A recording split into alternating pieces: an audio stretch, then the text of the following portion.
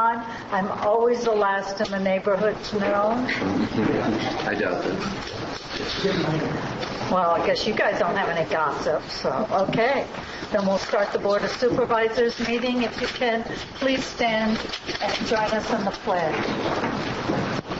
I pledge allegiance to the flag of the United States of America and to the republic for which it stands, one nation, under God, indivisible, with liberty and justice for all. Thank you. On the agenda, the closed sessions 19 and 20 will be done prior to the budget hearing starting at 2:30 this afternoon.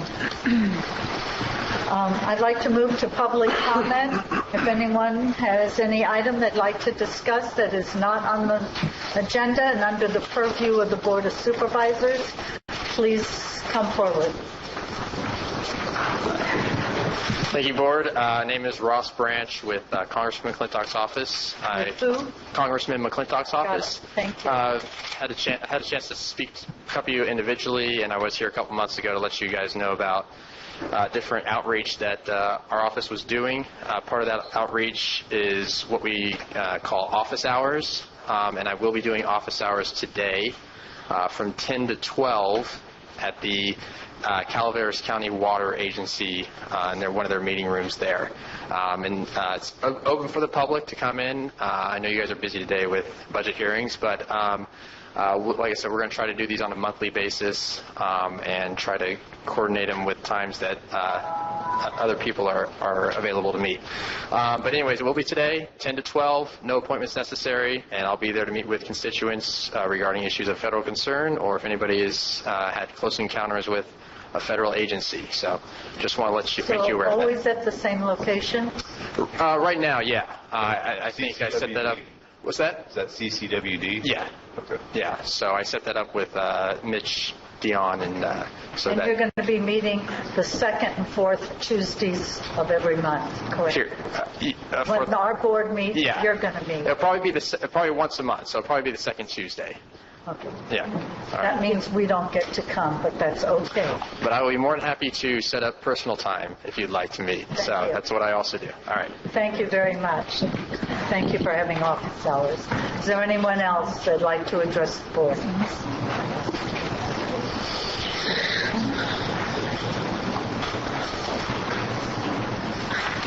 Joe Kelly. May 28, 2013, I expressed it is the duty of the Board of Supervisors to help protect its citizens from flooding.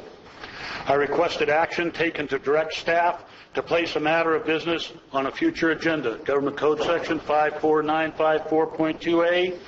The matter of business to include a discussion of Government Code Section 65302, identifying and annually reviewing those areas subject to flooding. Also a discussion of Chapter 1506, flood damage prevention. It failed action to be addressed. May 30th, 2013, I submitted an agenda request letter to the Board of Supervisors expressing the same matter of business issues. No response received as of today. June 7th, 2013, I submitted a letter to the Building Department addressed to the Floodplain Administrator, Director of Community Development, or Code Compliance Unit for Calaveras County. The subject matter, Title 15, Buildings and Construction, Chapter 1506, Flood Damage, Prevention Enforcement. The submission was based on Article 2, Definitions. Floodplain Administrator is the community official designated by title to administer and enforce the floodplain management regulations. Article 4, Administration, 1506-041, designation of the floodplain administrator. The Director of Community Development is appointed to administer, implement, and enforce this chapter by granting or denying development permits in accord with its provisions. The State of California Legislature conferred upon local governments the authority to adopt regulations designed to promote the public health, safety, and general welfare of its citizenry. The additional basis for code compliance, today's consent agenda, agenda item 11, a letter to John E. Martin, presiding judge, Calaveras County Superior Court. The letter from the Board of Supervisors, Judge Martin, is a response to the grand jury recording code compliance. Page 2 of 3, an excerpt from the second response. Code enforcement is the prevention, detection, investigation, and enforcement of violations of statutes or ordinances regulating public health, safety, and welfare, public works, business activities, and consumer protection, building standards, land use, or municipal affairs. This information is offered as a comparison standard, not a discussion of the consent agenda item. I await a written response from the Board of Supervisors to my May 30th, 2012 agenda request letter. I await a written response from the floodplain administrator, code compliance, county council, or the Board of Supervisors to my June 7th, 2013 Title 15 Buildings and Construction, Chapter 1506 Flood Damage Prevention Enforcement letter. The pictures board vividly shows the violation of adopted regulations designed to promote the public health, safety, and general welfare of its citizenry. Is this what you do to your general citizenry? Is this your public safety? CDF won't go up this road. This road was not accepted into your road maintenance agreement stuff, but was set for public use. That puts it your responsibility, as I've heard. And is this your public health? Over here, there's a captive air tank. There's a well there. It's underwater. This affects approximately, if not more, 16 people. This county has been negligent since 2008 when it adopted this ordinance. And once Ms. Moreno was fired as CDA, you folks put Dave Pestizo in charge. He's gone and nothing's been done since. Stop the negligence. Let's get something done here. I've requested the two supervisors to assist me in a letter to Mr. Branch for Congressman McClintock's office. I request, Madam Chair, maybe you should get involved in this and do it, because I believe you're trying to get information from FEMA and not getting anywhere. So maybe it's time that the county goes through the federal level and requests FEMA to respond to you. Maybe we'll get some action then. Thank you. Thank you, Mr. Kelly.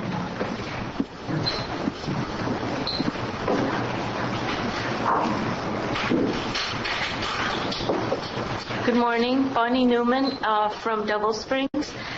I mentioned that we were going to be having a rally in Sacramento last meeting that we had here, and last week about 7,000 people showed up at the Capitol to fight the cuts to Medicare and Medi-Cal. Some of us went for a specific reason and made our presence known. In fact, I had created a couple of really nice signs and brought 2 wheelchairs and drove Marty Crane and myself to the Capitol, and we got our picture in the Stockton Record, and they took a picture of Marty Crane. And I'm in the background there somewhere. Everybody else got to see my signs, but so Marty got a nice picture, but I got my signs in. So rah rah for Calaveras County. And I'd just like to say that it's kind of heartening to see a bunch of people. It's kind of like the old days when you had a concert and everybody does the same thing at one time. You know, you get real excited about something. So if you ever have a chance to go and do that. Oh, I didn't get arrested this year, by the way. Try to get involved in something like that. It's kind of inspiring, and it makes you get excited about life again. So thanks, folks. Thank you, Bonnie. Are there any other public comments?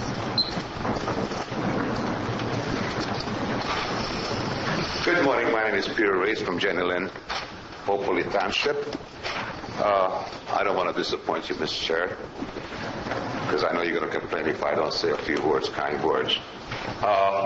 Number of businesses that you get involved in, there's a mention of word of stakeholders. And you never go into the detail who are the stakeholders, the name of the stakeholders, their sources of funding for the stakeholders, and the recipients of those funds from the stakeholders. That's why it would be nice if you identify it. We've been having some, both in federal level and state level, little games going on as far as who gets money, who doesn't get money, and so on. And I don't want to go into names, but sources of regulations, there's been a question of how those regulations applied and to who and where and from what.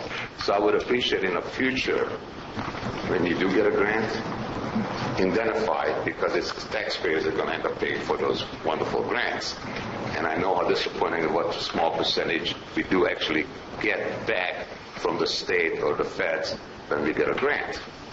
But it would be nice if the name of the organization that's giving you the grant, and it would be nice if it would be knowing how much that grant overall going to cost us, the taxpayers. I mean, it's really nice, and I appreciate your generosity and charitability at the taxpayer's expense. Now, I want you to have all the credit when you're charitable at other people's expense. But it would be nice to identify the sources.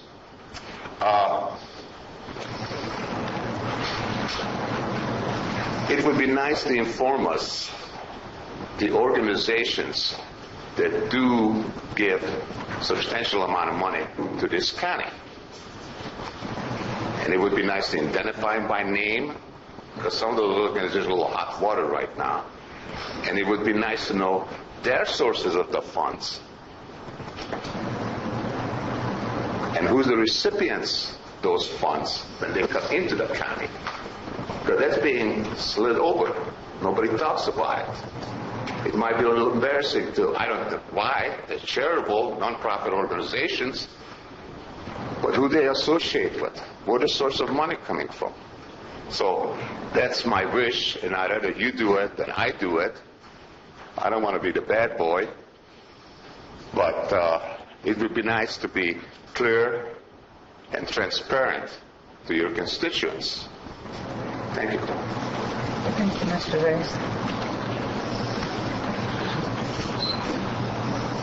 Good morning, Allison Gallant, Taxpayer Association. I want to thank Rita Callaway for sponsoring on the food this morning.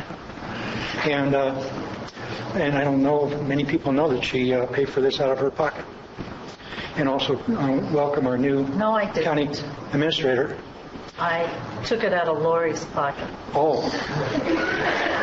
Is this a salary adjustment? Two items that might be of interest to you. I attended the CCWD public meeting in Arnold last night, and it was a very lively meeting.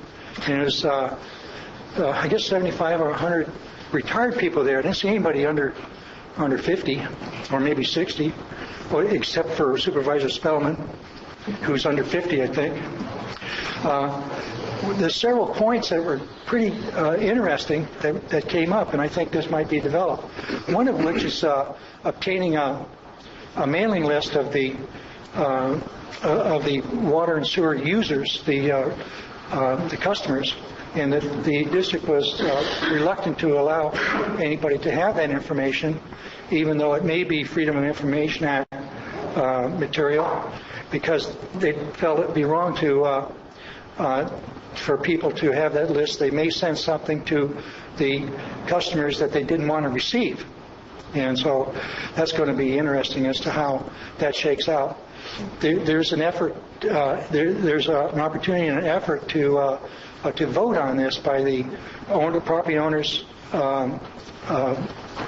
regarding the increase in rates up to almost 70%.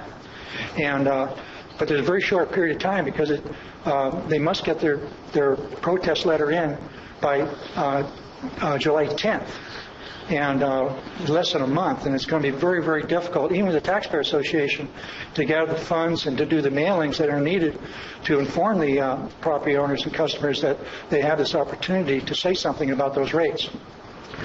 At the meeting, it was brought out that one of the costs of doing business for the water district is following regulations that in some cases tend to be unreasonable and create quite a bit of additional expense.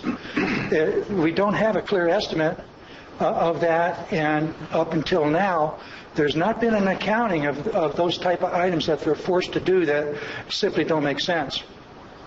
But it's estimated that the cost of this type of thing is between 30 and 50% of the cost of doing business. One of the positive things that could be done is to identify these things. Now, this is not just the water district, but this could go for the county too. Identify anything that the federal government or the state government's doing that hurts the people, that hurts the taxpayer. Identify it, and then make an effort to, either through CSAC or yourself, contact the representatives for the state and the federal government to try to get these things corrected. I think you have a friend with Congressman McClintock. He's very open to reducing regulations that are not needed, and so there's opportunity there to save money and provide a better product for the people. On another note, the Taxpayer Association is having its 5th annual barbecue on July 24th at Moaning Caverns, so as we have done before. Our main speakers are George Runner and John Coppell of the Howard Jarvis Taxpayer Association. Also, we'll have time for our county administrator to introduce herself and talk about what she sees coming ahead for our county. In addition to that, we'll have an award for excellence in public service that we honor people on occasion to Brian Moss, who we think has done an excellent, outstanding job for the county. And so you're welcome to attend. We will have a press release on that within probably the next 2 weeks. Thank you. Okay. Thank you, Mr. Segal. Are there any other public comments? I'll move to the consent agenda. Are there any items on the consent that the board would like to pull? Number 11.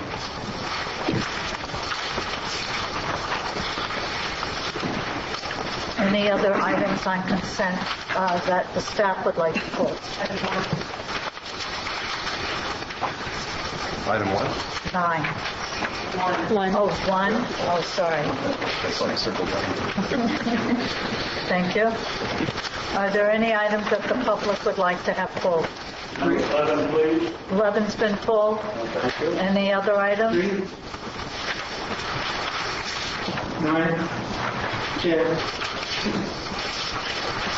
Who's doing all this pulling? God dang, Al. All right. Okay. Okay.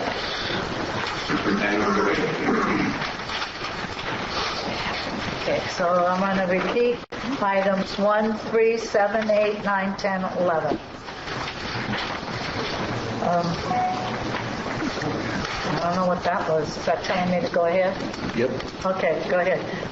May I have a motion on the balance? So moved. Second.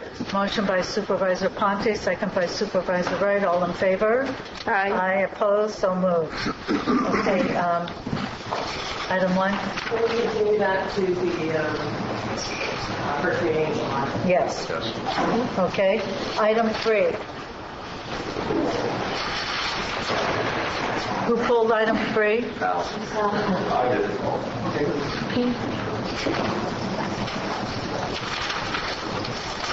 Peter Reyes, Channel Lane, Hopefully Township. Number 8, I want to compliment you. Number 3, you Oh, pulled. I thought you said 8. I'm sorry. No, 3. Somebody pulled number 3. That was Alan. Al.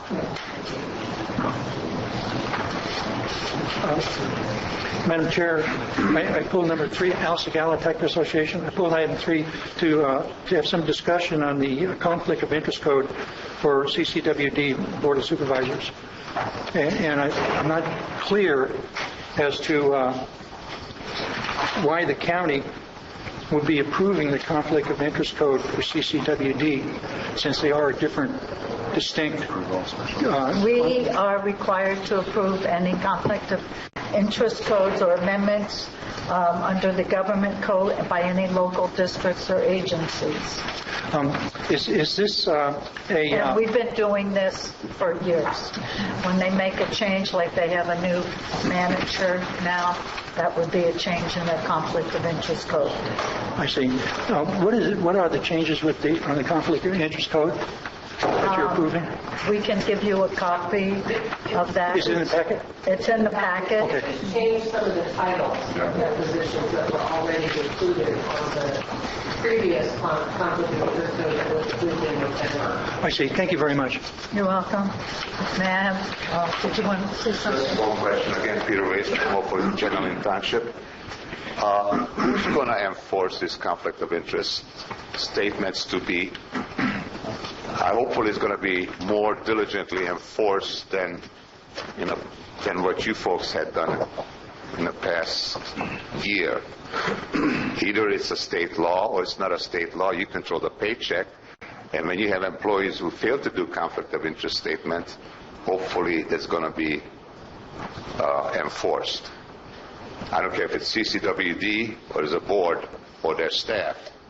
No conflict of interest. The clerk to the board on the Form 700s is the one, if I remember correctly, collects all the ones for the special districts, agencies, supervisors, county staff, and if we don't submit it, she sends follow-ups to them. Okay, because some of your staff failed to collect the conflict of interest, and I got the impression, well, nobody can do anything about it. We can't enforce it. So hopefully that's going to be remedied in the future. Okay, thank you. Thank you. Okay. May I have a motion on item 3? I have something. Oh, yes, go ahead. As a result of last night's meeting for CCWD in Arnold last night, there was a question that was raised there that was pertinent to this particular item, and I'm going to be asking council to give this board advice on it, and I would ask if any other board members wanted to join with me in giving direction in that matter.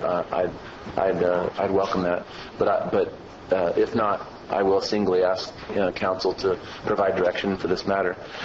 Last night, the question came before the Board of Trustees for the Water District in that they wanted to know who could vote or who couldn't vote for the raises. And this is a Prop 218 compliance notice that they sent out. And they said by law that the only people that could vote either for or against the rate increase were people who were property owners and current customers of the Calaveras County Water District. And that was by law, quote unquote. So if you were a renter, you couldn't vote. If you were a person who owned a parcel that wasn't developed, that wasn't a current customer, you couldn't vote. And I don't know that that's law. I don't know that it isn't. I'm not contradicting it. I'm just asking the question. Well, where this gets sticky is that there have been in the past, there have been people who brought up challenges to the way that they conduct their elections for the trustees for the Water District Board. The way they currently conduct the elections is that anybody who's a registered voter in the county votes for, or can vote for, the election of trustees for the Water District Board. Now, that includes all registered voters in the county. Well, all registered voters in the county are not all CCWD customers.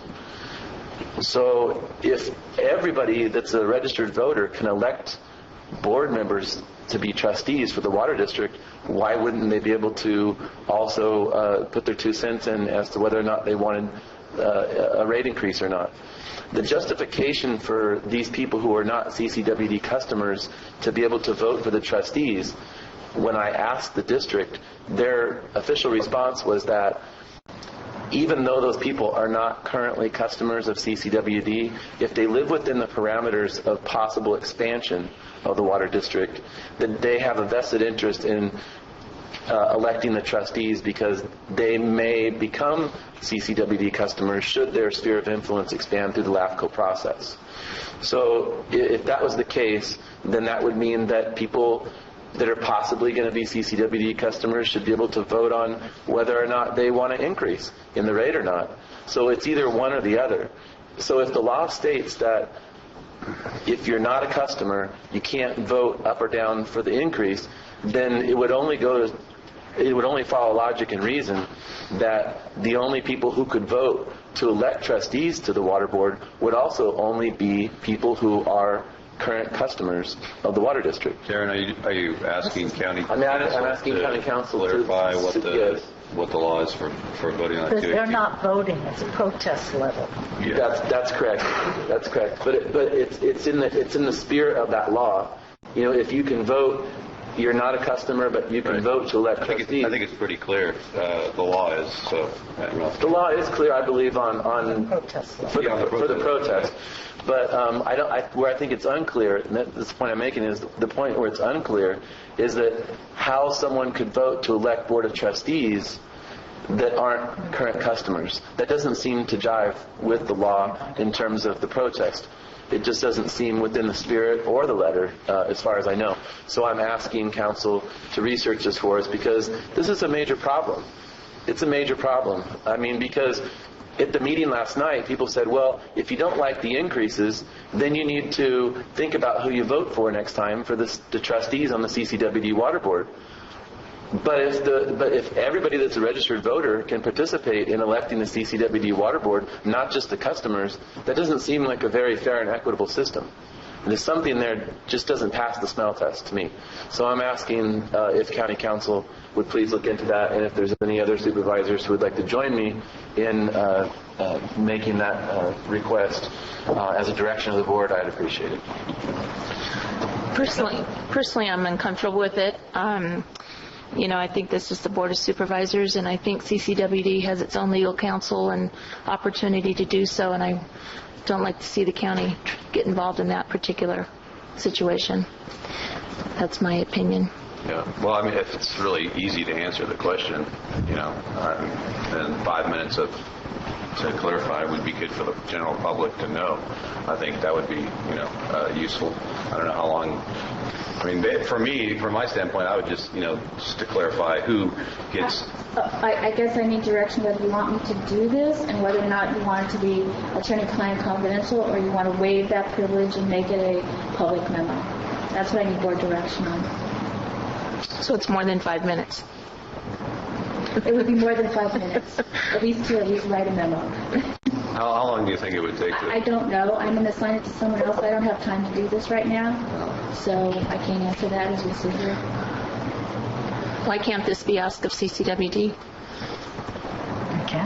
It has been, and they haven't been forthright with the answer. So in the interest of current procedures that are going on with the fee increase, I really want to know the answer to this question. It's not me, it's not the Board of Supervisors trying to tell CCWD what to do. It's just I want to answer. My constituents want to know. And if they're not being forthright with the answers, then I'm asking that our legal counsel give us the knowledge of what exactly the law says and how it applies. Okay, fine. Yeah. Mr. Race, did you have a comment you wanted to make? Let's finish No, this, Ken. well, Yeah, I'm with Debbie on this. I'm not. We can go to the CCWG. You can do it. Any of us can, any member of the public, to their public meeting and ask the same question.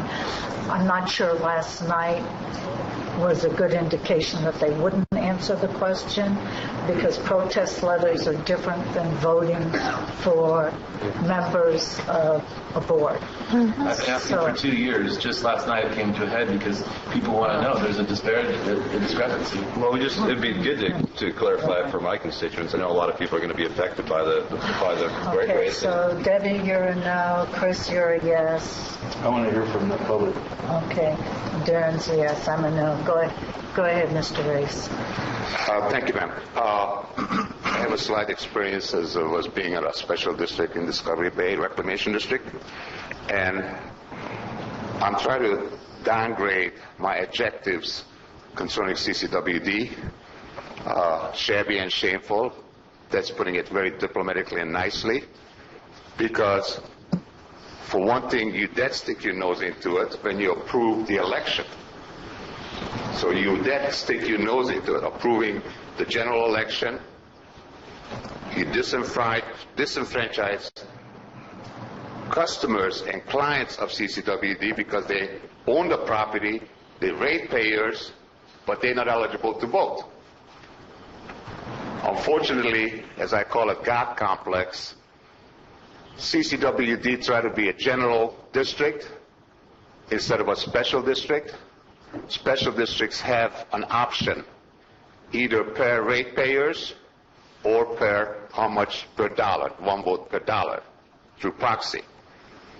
When you, whatever reason, interjected yourself, no, CCWD trustees or directors shall be elected by registered voters, that's totally blow the whole idea of a special district. You inserted yourself by allowing your election department to run an election like that. So that you did put yourself in liability. And I believe your attorney can bring you up to date. There's a couple of cases just recently. Matter of fact, CSAC participated in it because some elected official they don't particularly like special district. So this whole election is a big farce. And one election, because it does,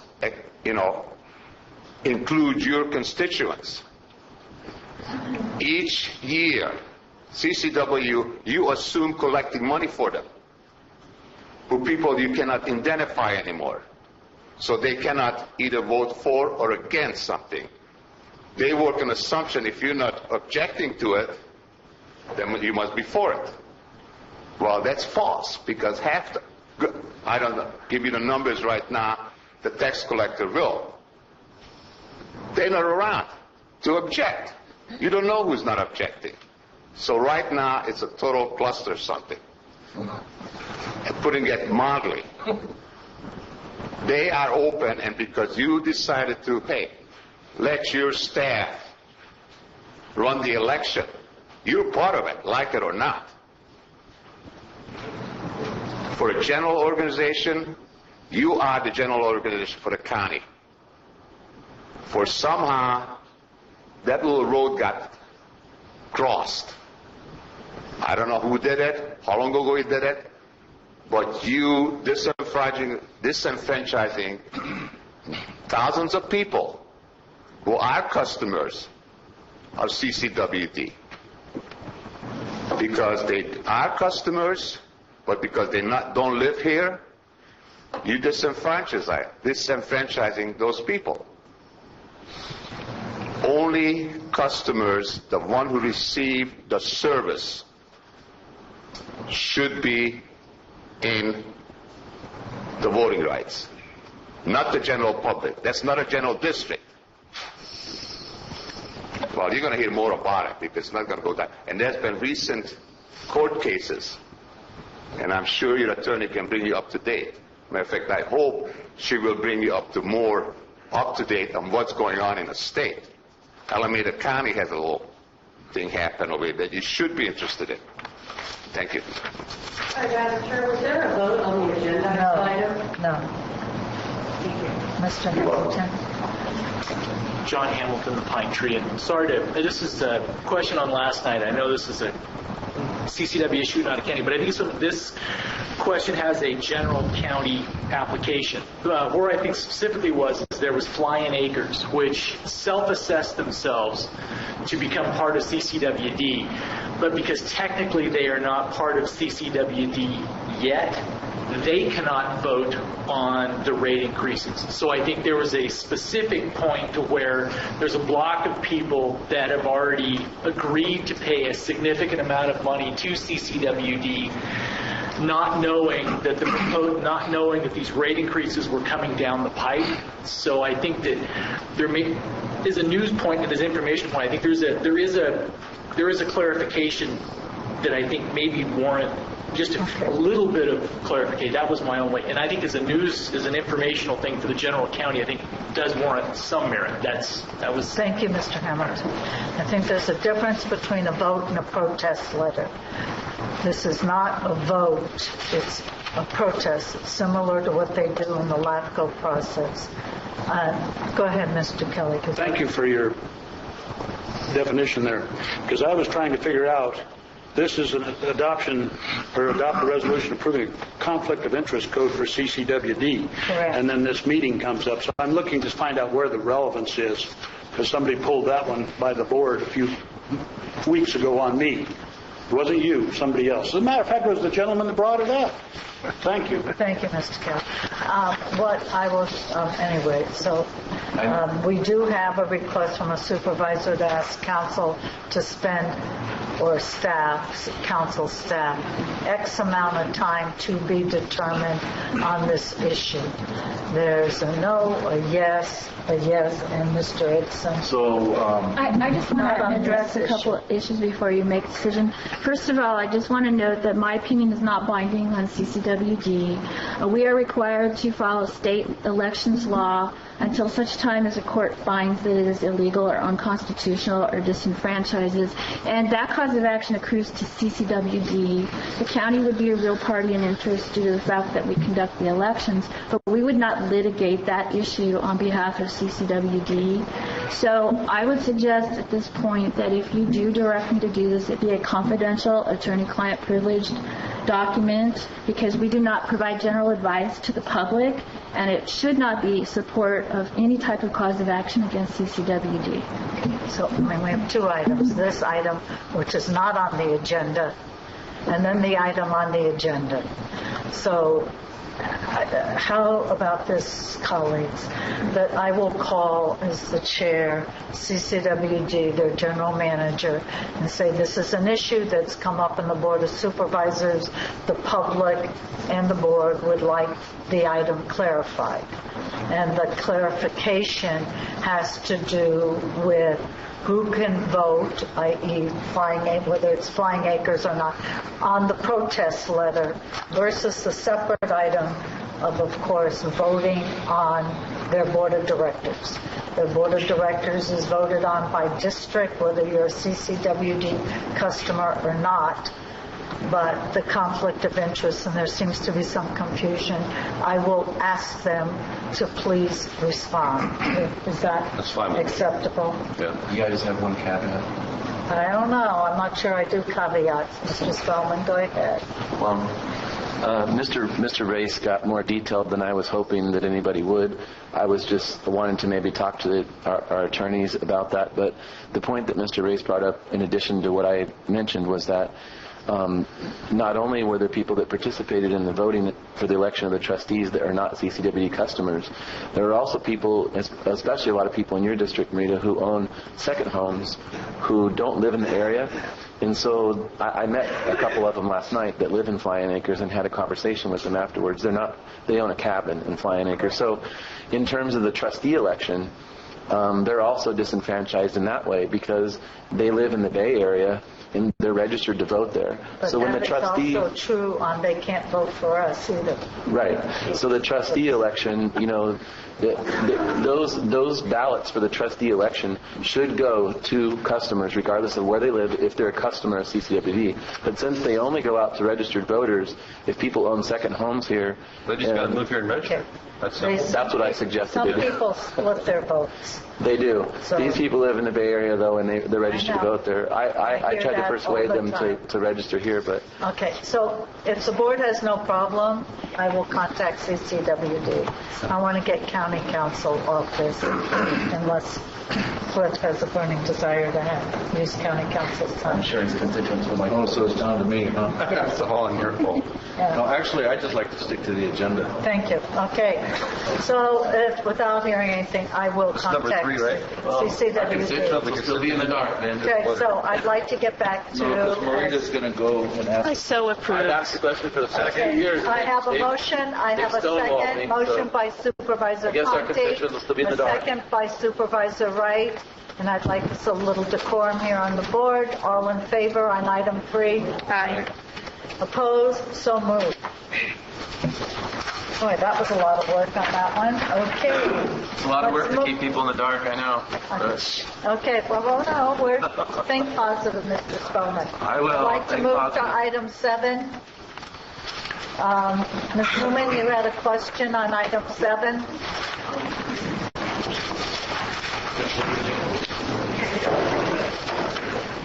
Yes, I'm just curious. I'm looking at almost $200,000 for janitorial, and I'm thinking this is a 1-year contract, and I'm wondering, I used to be in custodial here, and I'm looking at this as, we're not doing, county employees aren't cleaning our buildings anymore.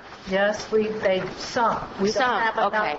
to clean all the Okay, buildings. so then I'm looking at this, $200,000. I'm wondering, how many bathrooms are there at the Did you read? CalWorks? It's not just bathrooms. Did you read what it is that's part of their contract?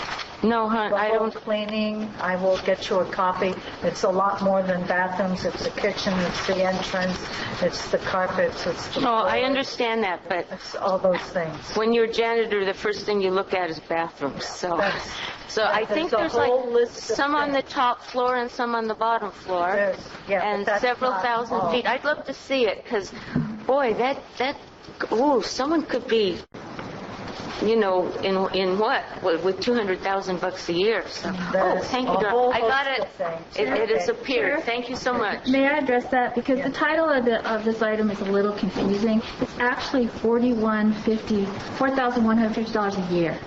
This is just an amendment to a prior contract to add an additional year onto it. So it's not $200,000 a year. It's $4,150 a month. So, Okay.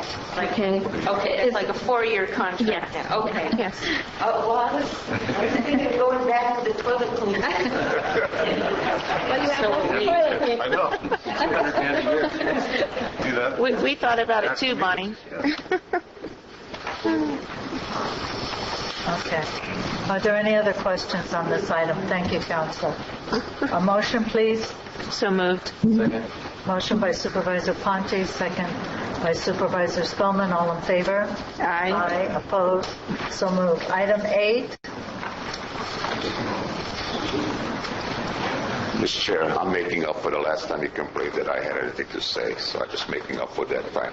I want to compliment supervisors for doing this, but you guys are not going to get off that easy. But what I would like to see is, can this be expanded to other districts, like the 5th District? Why not? 5th District people. Why not? I mean, it would be nice to have some place for kids after school, so you don't hear complain about skateboarding and etc. But it would be nice if other districts would have the benefit. Yeah, Peter, this is done by almost all volunteer work. The Mountain Ranch Youth Alliance folks, that's all volunteer organizations. So you could start.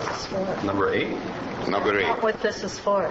This is Right, but that's what for he's Health referring and Human Services. Okay, so can we have a public building that we can rent for $1,200? What is it? Is it $1,200 $1,200 a year? A public building that the 5th District can utilize for benefit of the community?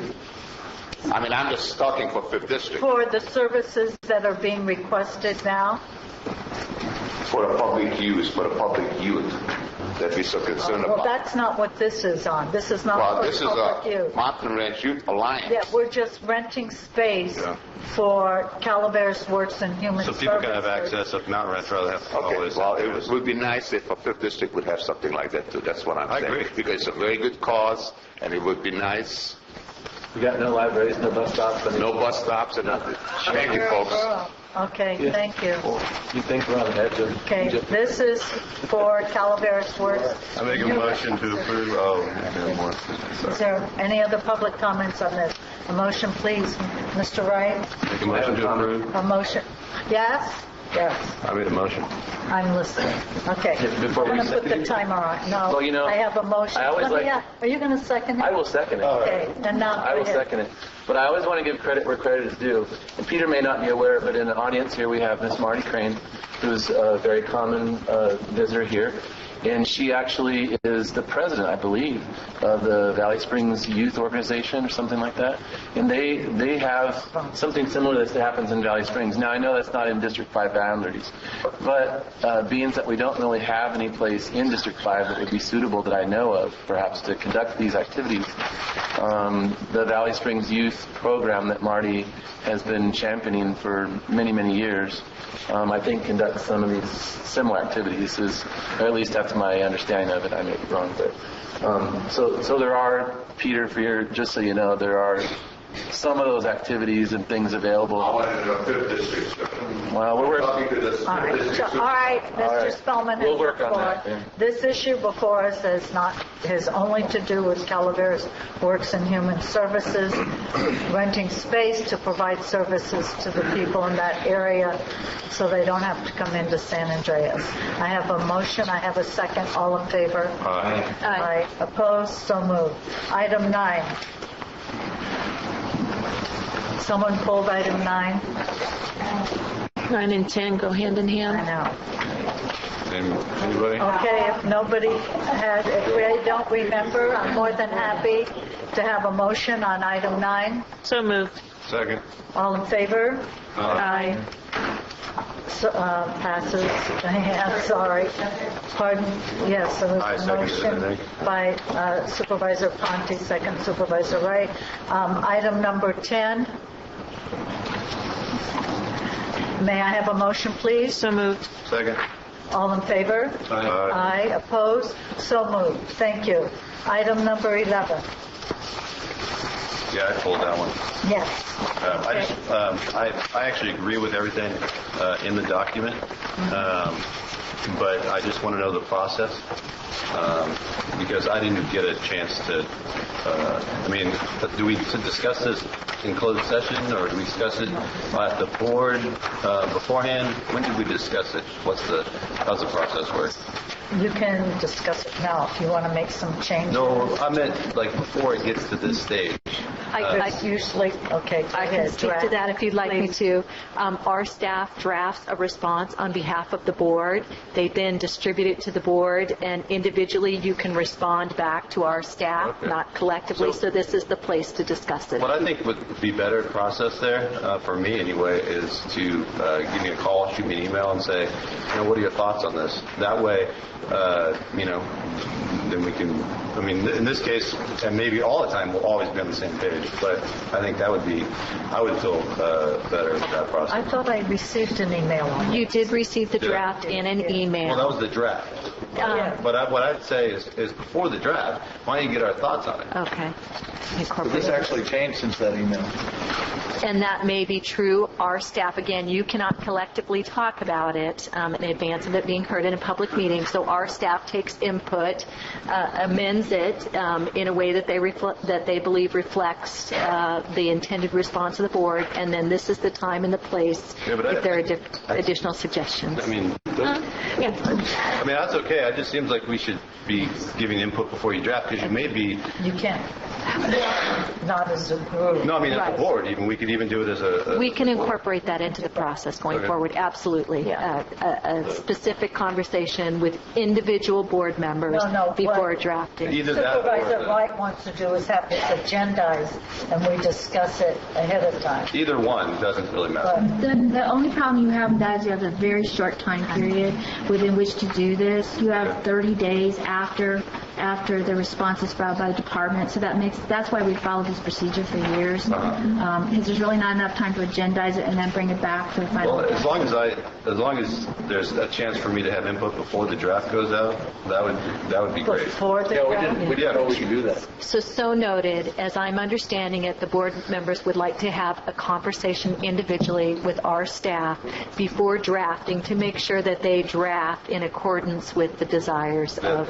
That's what I'm asking. Yes, so noted. I'm fine with just reviewing the draft and making comments, but so the supervisors want it that way, if you can accommodate that. Absolutely. Thank you. Thank you. Okay, did you want to make a motion? I'll make a motion to approve. Second. A motion by Supervisor Wright, second by Supervisor... Chair Kelly, I believe a member of the public pulled this also. Oh, thank you very much. It says right here, ask for public comment. Who pulled this? Al, did you have a comment on this item? Mr. Kelly pulled it. 11, the grand jury. The one you referred to earlier? Yes. Yeah. Joe Kelly. When I first saw this, I was thinking, what is this? So then that's when I went back through the Title 15 and 1506, the floodplain management ordinance. And then realizing that we don't have a floodplain administrator, and then looking back to this now, so I'm a little confused. If we had a floodplain administrator, would we have two sources of enforcement? Or is this the enforcement without the floodplain administrator without the floodplain administrator we do not have named? Who is responsible for the enforcement of that particular ordinance? And this says violations of statutes or ordinances. So that puts it into the realm of code compliance to be doing this. When I turned in my paper last Friday, they were flummoxed as to what do we do with this. I had to actually argue with them. And I had to actually bring this up that, wait a minute, this is right here. This is where you folks are being stated that you're supposed to do something. So they sent it back. I was told, well, okay, well, we'll send it to county council. I said, that's great. So if this is true, what's being written here, then, and you can enforce that particular ordinance, the floodplain management ordinance, then I'm all for it. If it isn't true, then you're going to be lying to a judge. What's on here is having to do with the fines we do, the assessments, and so forth. It doesn't have... It isn't, Madam Chair, it's not my words, it's your words. Somebody's words in this county, the response. The recommendations will not be implemented. The objective of the Code Compliance Unit is not to generate revenue by levying the maximum fine possible, but code enforcement is the prevention, detection, investigation, and enforcement of violation of statutes or ordinances regulating public health, safety, and welfare, public works, business activities, and consumer protection, building standards, land use, or municipal affairs. So that's your words, not mine. It says ordinances. It is very distinct. We can argue a wordsmithing all you want, but it's here, and this is my concern. Because if you cannot answer that, is that they are also involved, especially now that we don't have a floodplain administrator, that and then they would be the acceptable party to go to, which I have gone to or added on in my letter. Then I would say, if they're the ones, then fine, we're good. If not, you're going to have a problem, because if you approve it without telling we, the public here now, what's what, then I'm going to be sending a letter to Judge Martin and saying, you should look at this, sir, and be sure to view the That's your choice, issue. Mr. Kelly, to do that. It's not a threat, ma'am, and it's not. I'm trying to put something out that you folks have to stand behind your words. We have 600-700 complaints that the code enforcement officers are dealing with. Yes. And we allow them to set the priorities on which ones they need to deal with first. And we can't address every single one in the timely manner that the public would like them. Well, I know that, ma'am. I've been 6 years, and at least since 2009, playing with this, or not playing, trying to get something done in this county over this issue here. But you do have a Calaveras County mission statement, and it says part of it is to protect the personal liberties of all citizens. So we're getting into a lot of wordsmithing here that is being fairy tales. Okay. It's either right or it's wrong. And no offense, Mr. Wright. It's either right or wrong. And we need to know what it is, because we have an ordinance there that's not being enforced. It's negligence. Okay. Thank you. Thank you, Mr. Kelly. All right. Peter Reyes, General Township. I want to compliment the fine. They responded. Along this line, I think I missed the meeting the past year or two. So, but Have you folks ever responded pertaining to the supervisor's conduct from grand jury? Because I noticed there was a certain recommendation, and you folks totally disregarded it. There was a number of recommendations. Have you folks responded to the grand jury request, or are you just above and beyond grand The board jury? responded to last year's grand jury request. It's a public document. The last recent one. And did you adopt it, or just forget it? Last year's grand jury report was responded to, and it was voted on, and it was done in this room. Thank you very much. You're welcome. Are there any other comments on item 11?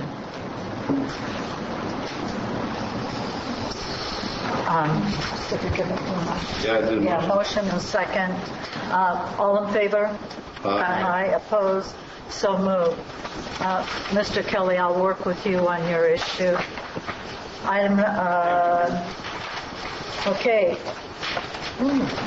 I'd like to move to item 14A. You know what, Diane, that was just consent, and I need to do a notarized signature on that one, I believe. Yeah. Okay. Thank you. Regular agenda. I'd like to move to item 15. Appointing members to the Middle River Community Service District Board. Mr. Wright, do you have any comments you want to make on this one? Sure. The old board resigned, and there needs to be a new board. And so I have three folks that I'm recommending, and then the other two will fill the other two vacancies. What's that? You can only appoint 3. That's what I said. Yeah. I'm going to appoint 3, and then they're going to appoint the other ones. Yeah. Mm-hmm. There's 6 applicants. Right. And I have 3 that I'm going to recommend. Yes. Okay, please. And so I recommend Sheila Johnson, Janet Temple Krebs, and Linda Trotter for the board. Okay, I have a motion by Supervisor Wright on this for the Middle River Community Service District. Is there a second? As the public. Public comment? Okay. Second by Supervisor Edson. Is there any public comment on this one? Rosemary Edson, McCullum Hill. What is the scope of this? The Middle River is the roads. If you go up to West Point, you cross over the Middle River, the middle fork of the McCullum River. On your right is Barney Way. It leads up into a subdivision up there. That's the road district. And that's it. Thank you. Are there any other public comments on this? All in favor? Aye. Aye. Opposed? So moved. Item 16, authorizing the working group to negotiate for a very expensive system. You okay? Need a break? No. I think it's the thought of spending $3+ million that's making me hyperventilate. Think of it like 4. It might sound smaller to you. Less than 4, it makes it sound better. Madam Chair, members of the board, my name is Leslie Davis, County Assessor. You'll remember last month, scant 4 weeks ago, Rebecca Callan, Auditor Controller, Barbara Sullivan, Treasurer Tax Collector, and Madeline Kurska, Clerk Recorder, and I conducted an informational briefing with you where we went over the issues we have with our current system, the options that we have identified that are out there in existence currently in terms of looking for an integrated property tax system that would allow all 3 departments to use the same system without having to do conversions back and forth. Along the way of our review, we did include Madeline because she was looking for a clerk recorder system, and because that does have an effect on the property tax became involved. The working group includes the 4 elected officials, plus the Chief Information Officer, Howard Stolman, the Chief Assistant County Administrative Officer, Clay Hawkins, And who am I missing? Janice. Yes, thank you for waving. We've met over the course of the last 2 years to discuss our options and where we could go. Culminating in that study session, I won't review that 72-slide PowerPoint for you this morning because I know you're looking so forward to the next few days of talking to us all. At the end of that study session, you'll remember that you agreed that we could come back with a minute order authorizing the working team, and that was the team, and to begin negotiations with Thomson Reuters. This is consistent with the county's purchasing policy, which provides that the board can agree to proceed in this manner without going through a formal request for proposals. I can tell you that as of right now, 8 counties are under contract with Thomson Reuters. Most of them, in fact, all of them went through request for proposal. It's very time-consuming for their staff.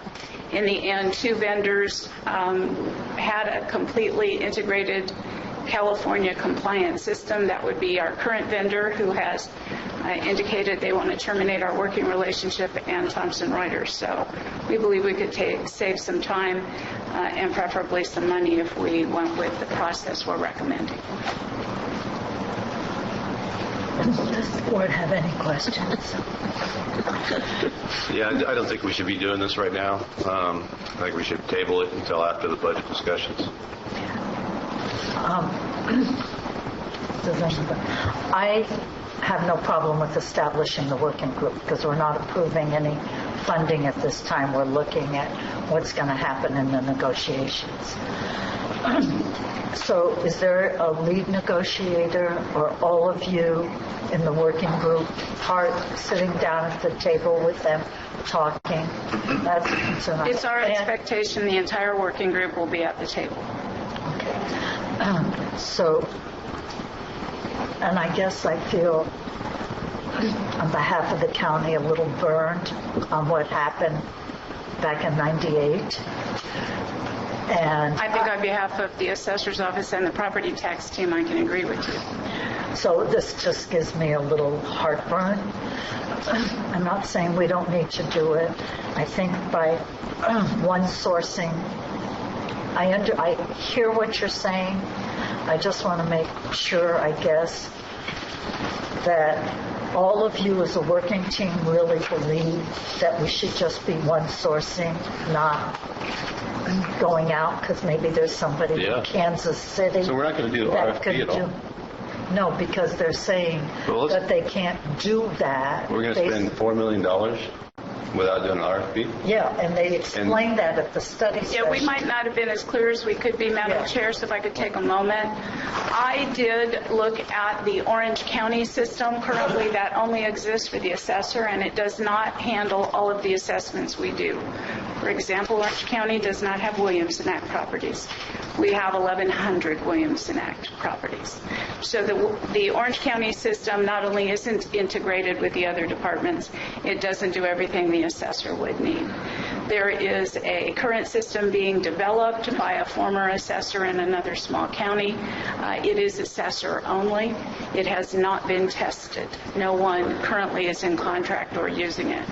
CCI has a contract with the Santa Barbara Assessor's Office.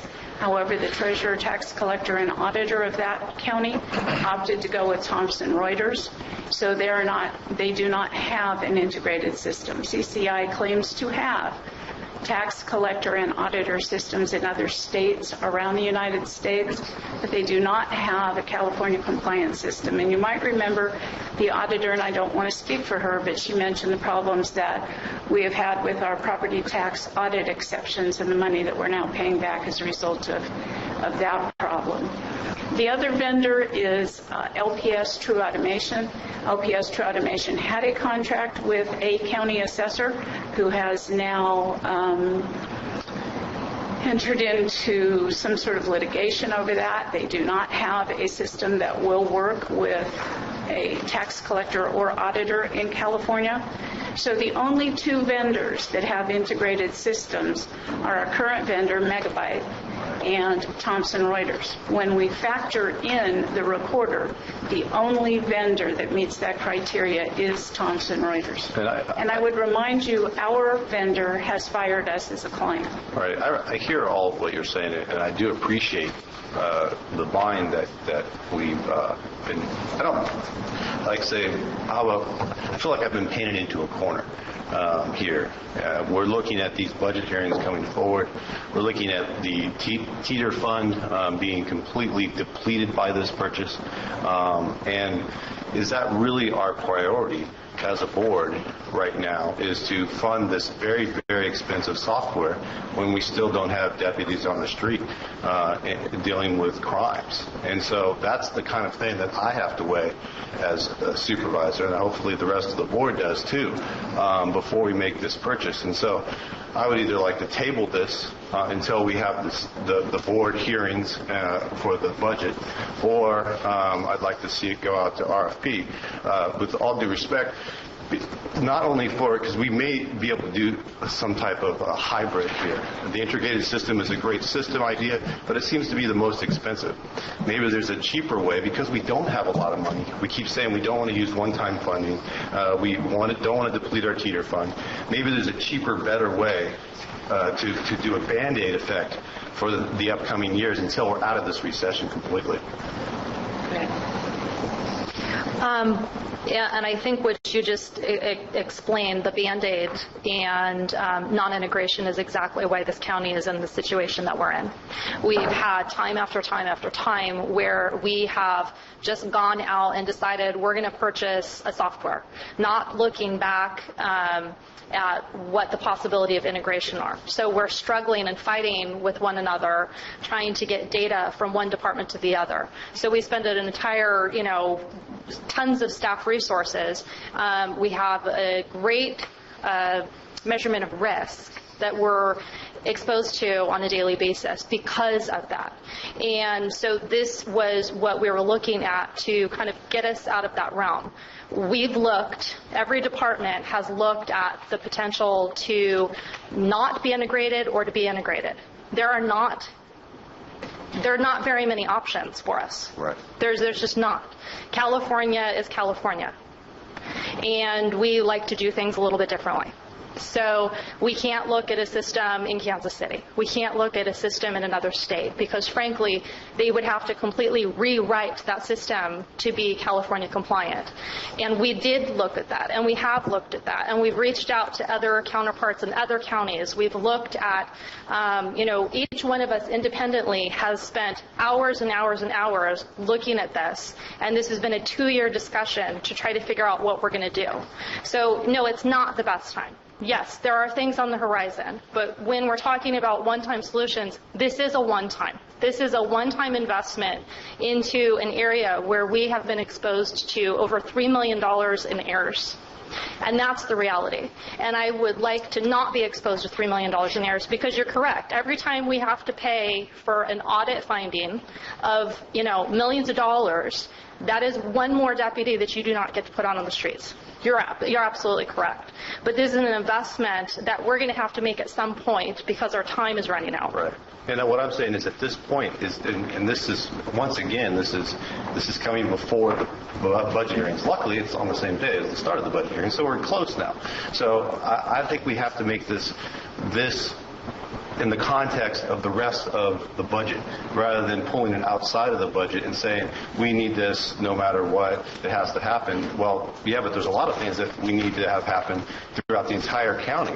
And so I don't think I think we may have to look at doing something different in the short time at a cheaper level until we get out of this recession in a few years. And I guess what I'm saying is there are no other options.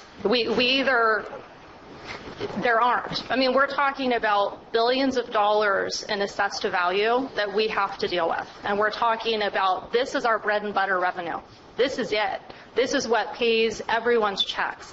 Any other state subventions that come in, the payments to the school districts, this is the revenue that everybody is living off of.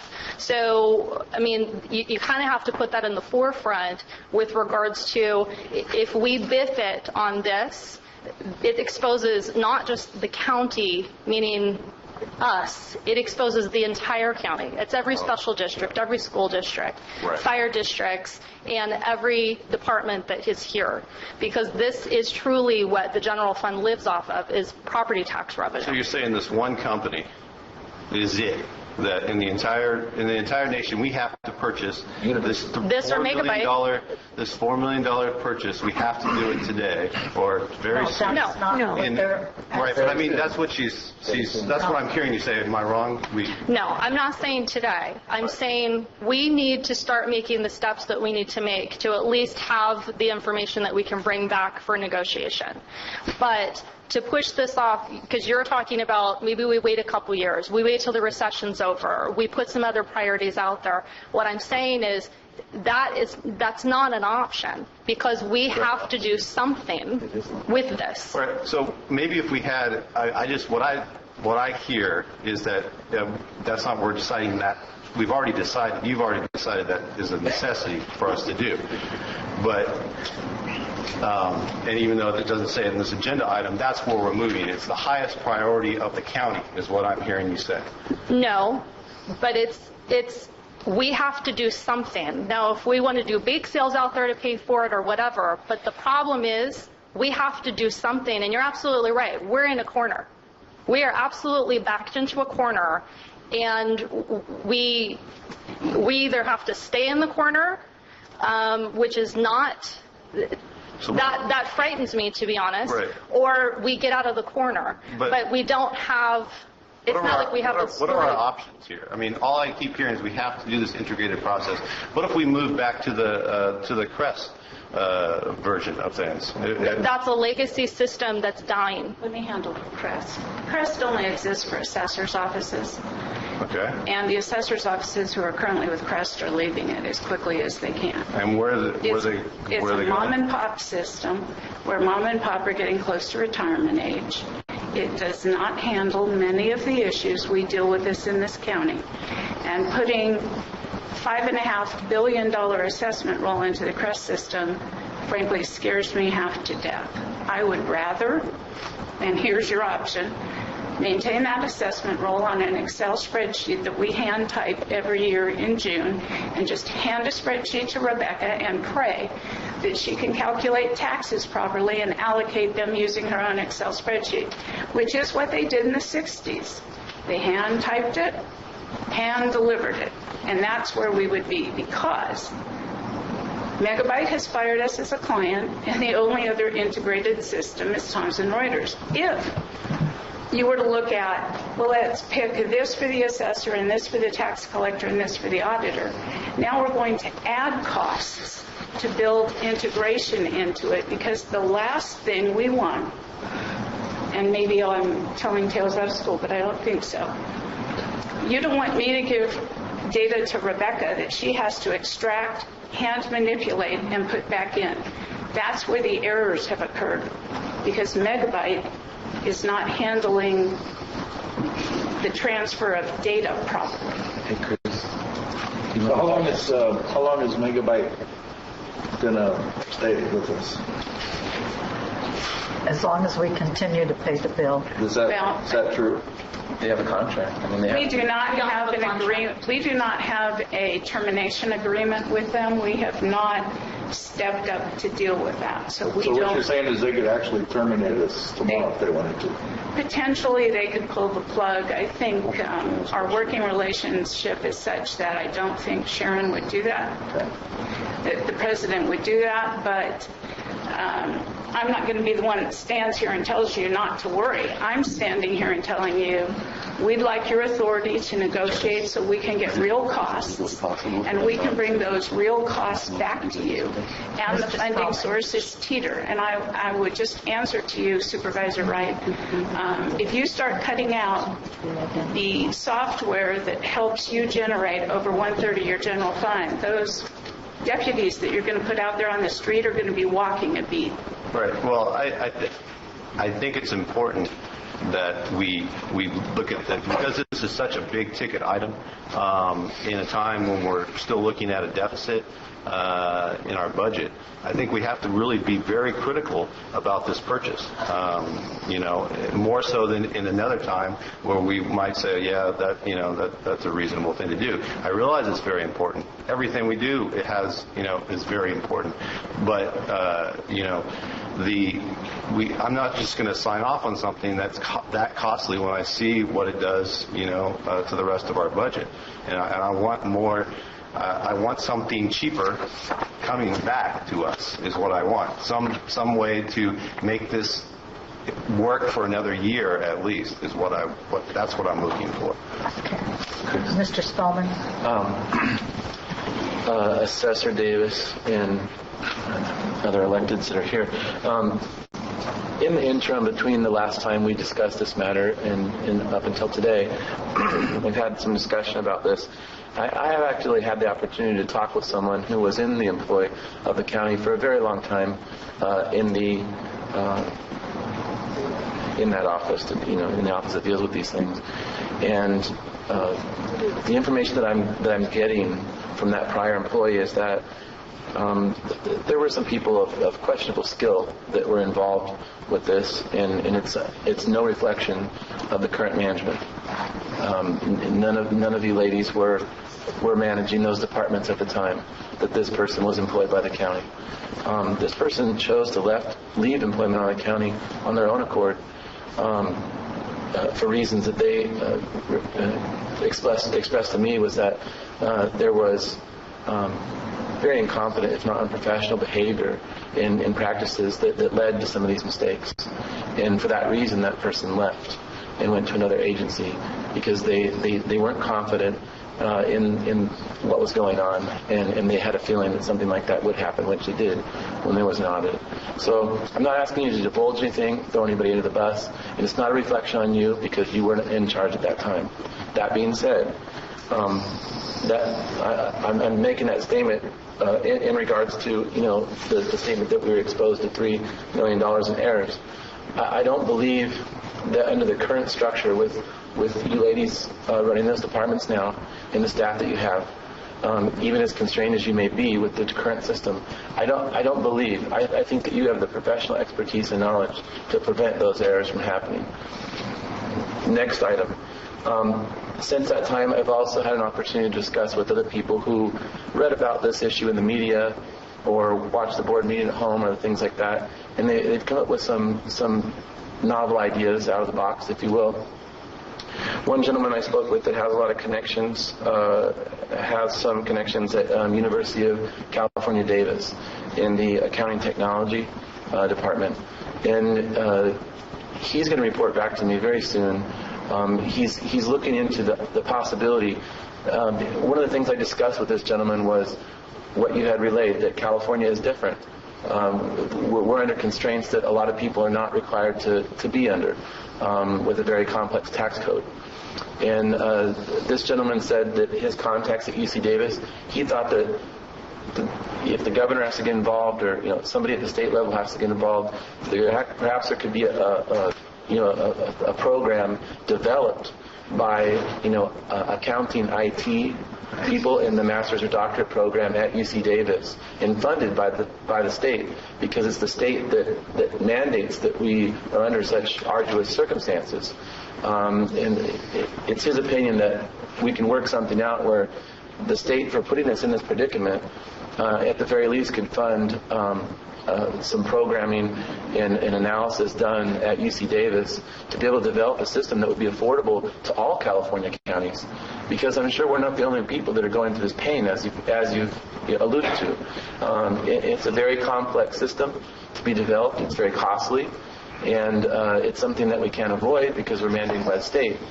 And so it's this guy's opinion that because the state's forcing us in that maybe the state university system, in their IT, whether it's UC Davis or anywhere else, may be able to develop the software at a much cheaper ability to procure it for the counties to be able to become compliant. And that certainly, I believe, would be in step with the things that Governor Brown has talked about when he's done media and press releases about trying to think of innovative new strategies to be able to make government more efficient. And, I applaud the governor for his efforts in that matter. And I believe that if this person has an audience with the governor or his staff, then this is something that could be very real in terms of happening. Is it going to happen this year? Probably not. Is it going to even happen in 2 years? Unlikely. But I think that, what Supervisor Wright is talking about, I hadn't heard his opinion that he was wanting to push this a year out, but I think that sometime, some distance between now and when we're able to ferret some of these things out, we'll be able to see whether or not there is another way to do this. And it's certainly worth looking at if we're talking about spending $4 million. And I agree with Supervisor Wright on that. I mean, there's so many things that are constraining our budget right now to drain the teeter, one-time funds, all these type of things to be able to purchase this and not look at alternatives that are possibly out there that we didn't frankly know until you brought before the board the last time. So again, I'm appreciative for you bringing it before the board and making us aware of exactly what we're faced with. If we weren't, then I wouldn't have had that discussion with the gentleman who has contacts at UC Davis or the person who used to work for the county. And like I said, I have full confidence in the ability of you and your staff at this point that won't happen, even as constrained as you may be, which I feel sorry for. But maybe we can add some staff or something to help you work through that. Supervisor Spillman, I don't think Supervisor Callaway would agree to adding staff to our offices for that, but thank you for the compliment, and if I might build on that for a minute, I believe the 4 electeds have done their due diligence. We have looked at every possible option out there, every existing program. We know how long these things take to build and develop, and we don't have that amount of time. So I would say that to you. I would also suggest to you that if the UC system decides to take on development of this program, somebody is going to have to make the political decision to invoke government's power of eminent domain to take out private enterprise who's already in that pipeline. And well, if they're charging $4 million to counties like ours, then private enterprise needs to be correct. I don't know that anybody's... All right, let's get back to... So just in response to your, I'd be curious who that staff person is and what department they work at. And I will say the mistake that was made with regards to the audit findings was because we apportion taxes on spreadsheets. As long as we stay with the vendor that we're currently with, we will continue to calculate and apportion taxes on spreadsheets. And mistakes are made, and it's human error.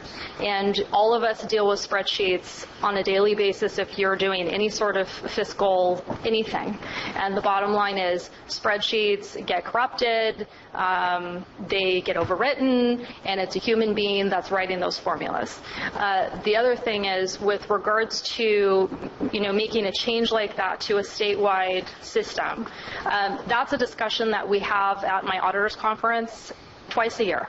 And we have the state controller's office there, the State Board of Equalization comes out, and we do discuss that. How much easier it would be if the entire state just had one system and we all did it the same way instead of 59 different ways. Because it would make all of our lives a lot easier.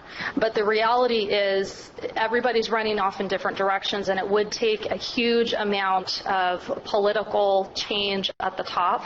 And given that it took us 3 years to change one line in the property tax in revenue and taxation code, and it was really a little teeny tiny nothing. It was changing a word from may to shall. And it took 3 years to do that. The idea that we're going to now have this massive single property tax system just seems out of reach in any capacity. And I think we all heard the headlines or read the headlines with regards to the Department of Motor Vehicles rewrite of the system. What are we talking, $55 million, and they pulled the plug on it? That's where I see where we've proven ourselves time and time again that the state's not always the best at trying to rewrite gigantic systems, and that's what this would be one gigantic property tax system. So, you know, looking at what the cost would be and the enormous change, I mean, that I hope it happens someday. Will it happen before I retire? I don't know. Well, just to give you some hope, former Assemblywoman Fiona Ma of San Francisco is a personal acquaintance of mine, and she will be running for Board of Equalization next year in 2014, and I'm very confident that she will win election for Board of Equalization. I have direct link with her, and I can tell you that she is very forward-thinking on these type of items, and she has a lot of tenacity. She's got time that she's had several, was elected, re-elected multiple times to the state assembly. So she's been a legislator. She understands the political side of it. And at the Board of Equalization, I'm sure that she'll be a voice for change in these things. So thank you. That gives you. My portion, Madeline Kurska, Calaveras County Clerk Recorder, my portion of this is very minimal as far as cost. I have a lot of other options to go out to individual vendors that sell the recording systems as standalone and could integrate with whatever is chosen. However, it makes only good sense to bring them all together. The current system I have now is very shaky at best. We have very, very little customer service. We just spent 8 months negotiating a contract because of the back and forth. They've had a lot of mergers. Before Karen left office, she was very, very concerned about our system. We're the only county in California that have this recorder system. So I'm not as critical as far as these folks, but I feel I need a system soon, too, within the next year or so. So I would encourage you all to at least have us do this working, pass a minute order to have us at least work together and try to come up with a solution and to come up with figures, because we're all on the edge of needing something soon. That's my only comments. Thank you.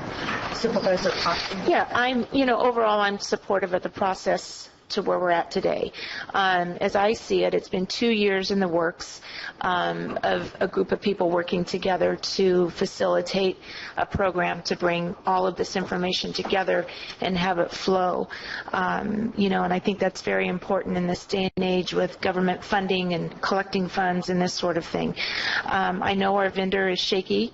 It could be any day. Maybe it'll last another year. Who knows? But I think, again, with this group of people working together and with county council support, we'll continue to have this relationship until we need to move on. As I see this, it's a minute order to allow the working group to negotiate. I agree, $4 million is a lot of money, and I'd like to see it cheaper, and I feel this working group can achieve that. I think it's very important at this point that we have something that is integrated and where information can flow, accurate information. As we continue to look at the budget, and it's here before us, we have, cuts in the horizon at different levels, whether it be labor or supplies or whatever else. I know that we're faced with many purchases out of this teeter fund, but today the recommendation is a minute order to allow this working group to proceed to see where we are in some sort of number to be able to purchase. It's not the final decision to make a purchase today, but if we delay this, I feel we'll delay this months, if not a year or two down the line. I think at this point we need to be able to move forward and to allow this working group to work out the nitty-gritty of a bid and see where we are in a final purchase of things. Thank you, Supervisor. Supervisor Edson. Sometimes if you're running a business, you have to invest to make it successful. And I feel that this is the tool that we definitely need to make that happen. Right now, what I see is distressed leaders there that are trying to make something work that's not working for the county. It's barely working for the county now. If we were to get busy, I think they'd be in trouble. And I'm afraid of that. And then, of course, then when we're starting to go backwards instead of forwards, that costs more money. So I don't see the problem with being proactive and going out and getting ready for the inevitable. Because I believe it will have to happen. I've also spoken with folks about this, and if it were my business, I would probably invest in it so that we could make money and instead of losing money. And if we don't, we're going to lose money. So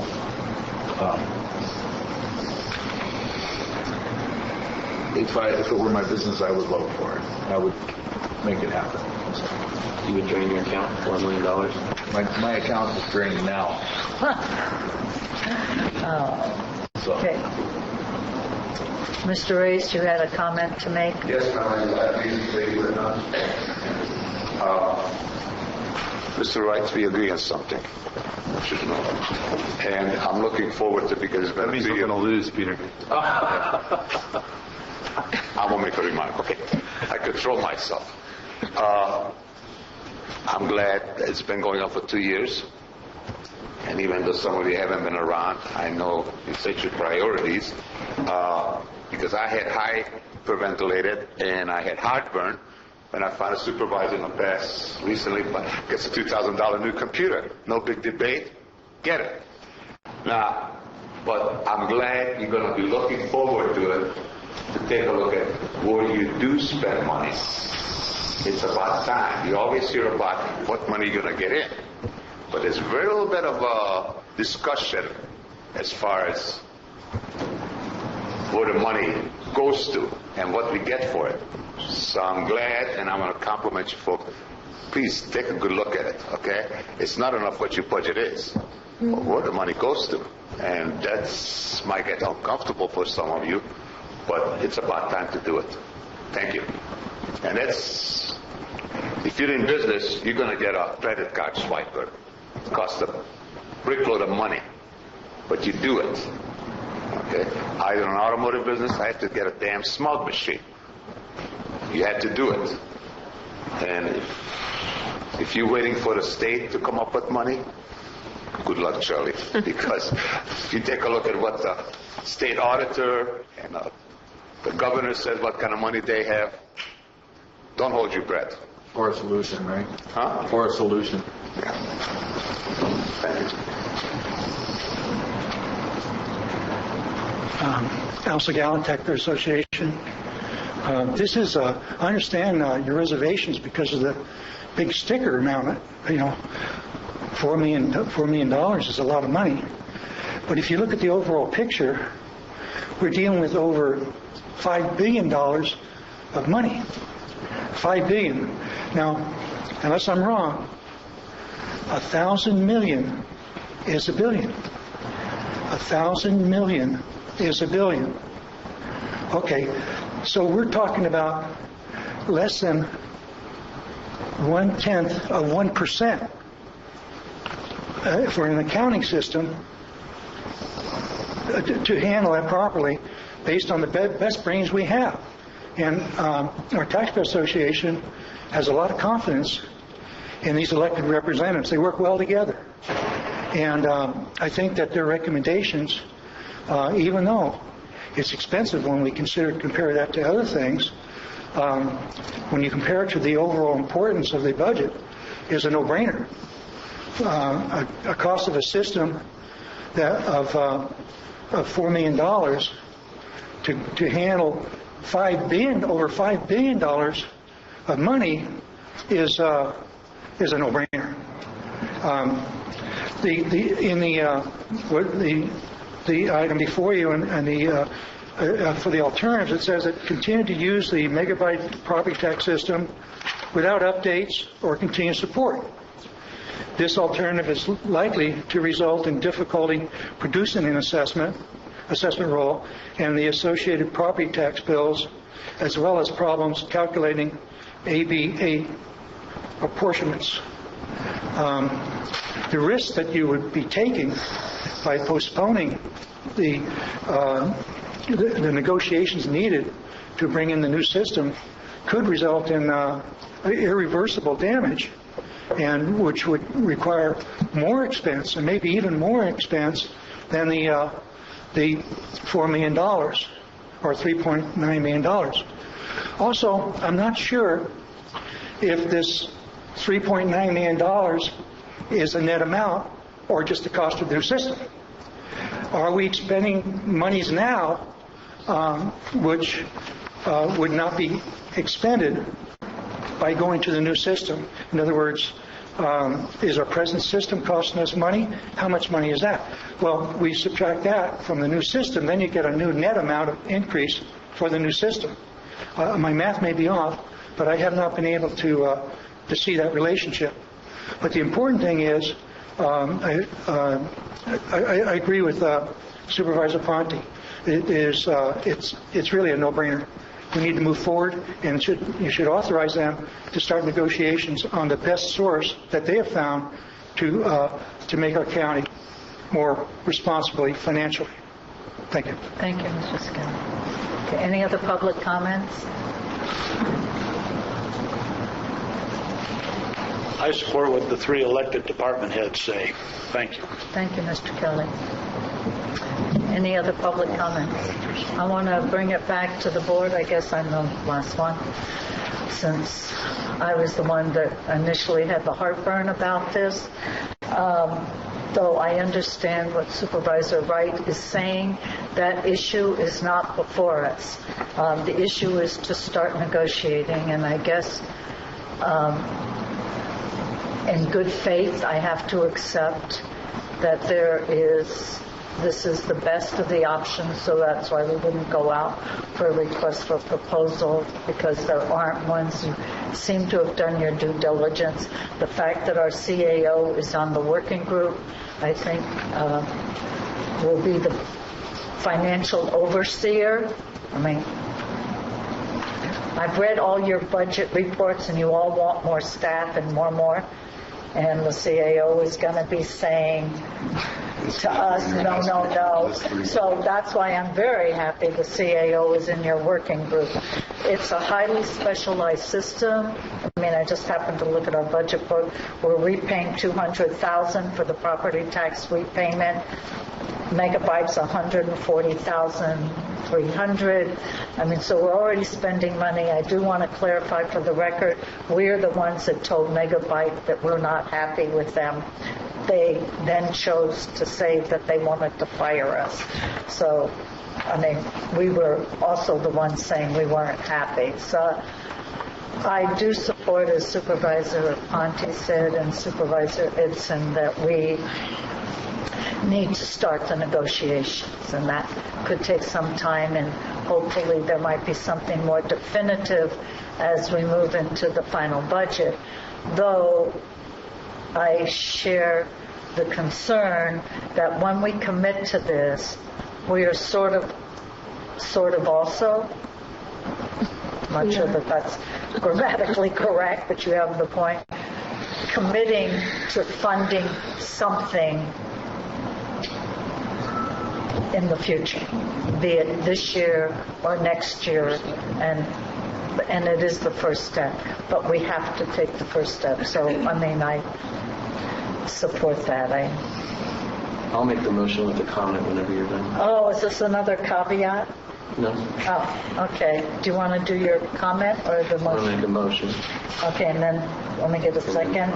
Okay, I have a motion by Supervisor Spellman. Is there a second? Second. Second by Supervisor Edson. Mr. Spellman.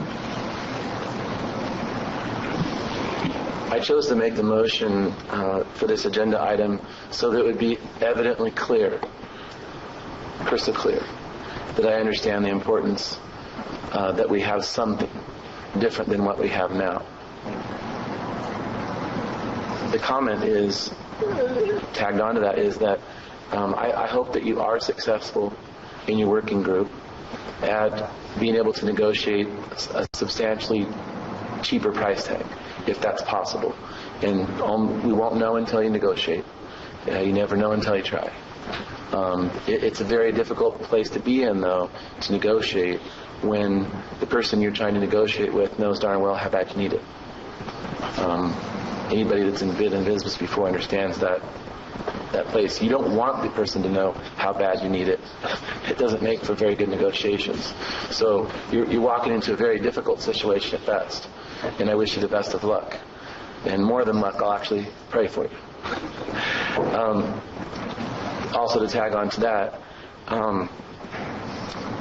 this next comment is not directed at the department chairs, but at the people who've made public comment.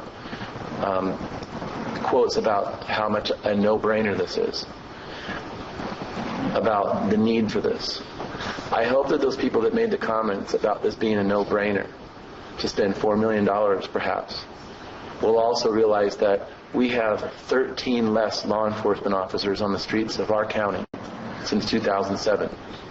And if you look at the crime statistics and reports, it's also a no-brainer to say, if we're going to do spending and dip into our reserves for one-time expenditures, the number one issue that I hear from my constituents and the constituents that elected all of the people that sit up here with me, none of their constituents or mine say that the top priority of their list is to buy software for the county. The number one priority on the list of all the voters that I've talked to in this county, my district, and others in combined, is law enforcement. So I hope that you'll recognize that as we go into our budget proceedings and know that that is a no-brainer in terms of putting extra deputies on the streets. That's all I have to say about that. I want to clarify, the proposal is not to use general fund money that would fund deputies or animal services. But you told us now, unless the board... You could use teeter. You could. If the board changes what they want to use teeter for. If you want to take away teeter funds for technology and use it for services, we have that ability to do that. We need deputies more than software. You have to make a decision. But it's not just this department, it's all of them. So I just want, for the record, we're not taking away the general fund dollars. It's not proposed, but use teeter. So if this board wants to change the use of teeter funds, we have that authority to do that. And we've been using teeter for different stuff, too. I mean... Well, we're using it for A86 mostly, though. That's what it's for. That's what the purpose was, but the board has always kind of, not followed that exactly. Teeter is our discretion. We give a general fund contribution out of teeter, and we're using it to pay for the A87 loss. But if you want to change the priority, fund we can. Money, but it's that's what I'm saying. The teeter fund is part of this. It's not the general fund per se, but essentially that's a subject for another day. We have a motion. I just wanted to clarify. I was clarifying. And Chris is clarifying that you could use it for sheriff's deputies if you wanted to, at the discretion of the board. If we have 3 votes for it. Well, I think all the constituents... Mr. Spellman, I'm going to call for the question. All in favor? Aye. Aye. Opposed? No. Passes on a 4-1 vote with Supervisor Wright in the negative. Thank you. Okay. You have a challenge. Good luck. And CAO, we expect you to be at all those negotiations. Yeah, good luck. I'd like to move to item 17. Mr. Spellman, you're on a roll. Would you like to start?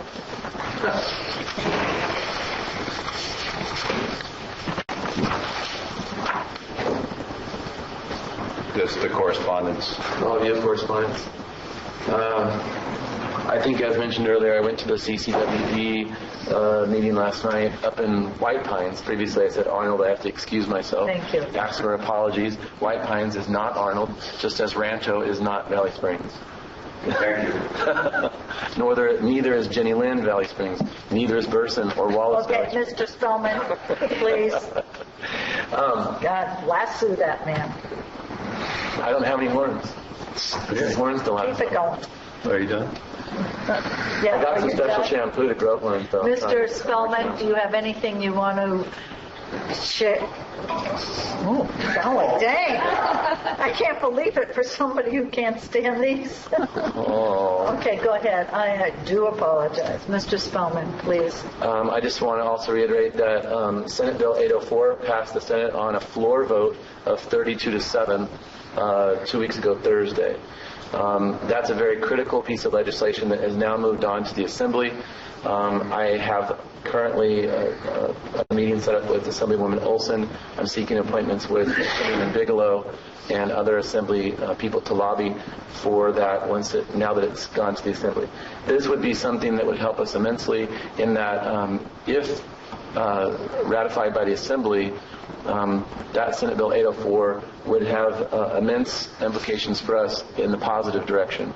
It reconfigures or realigns the wording for Cal Waste or Cal Recycle to allow for non-recyclable consumption to create either through anaerobic digestion or in a combustible form, other ways through conversion technologies to create electricity.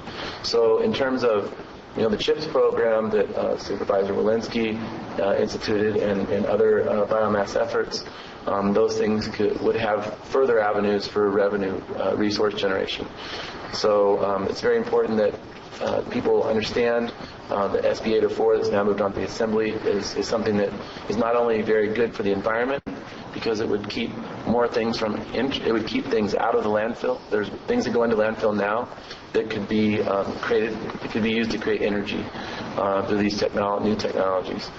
So not only would it be good from an environmental standpoint, but also from a fiscal standpoint in terms of resources that we have here in our county with ag waste, forest trimmings and things like that are left over.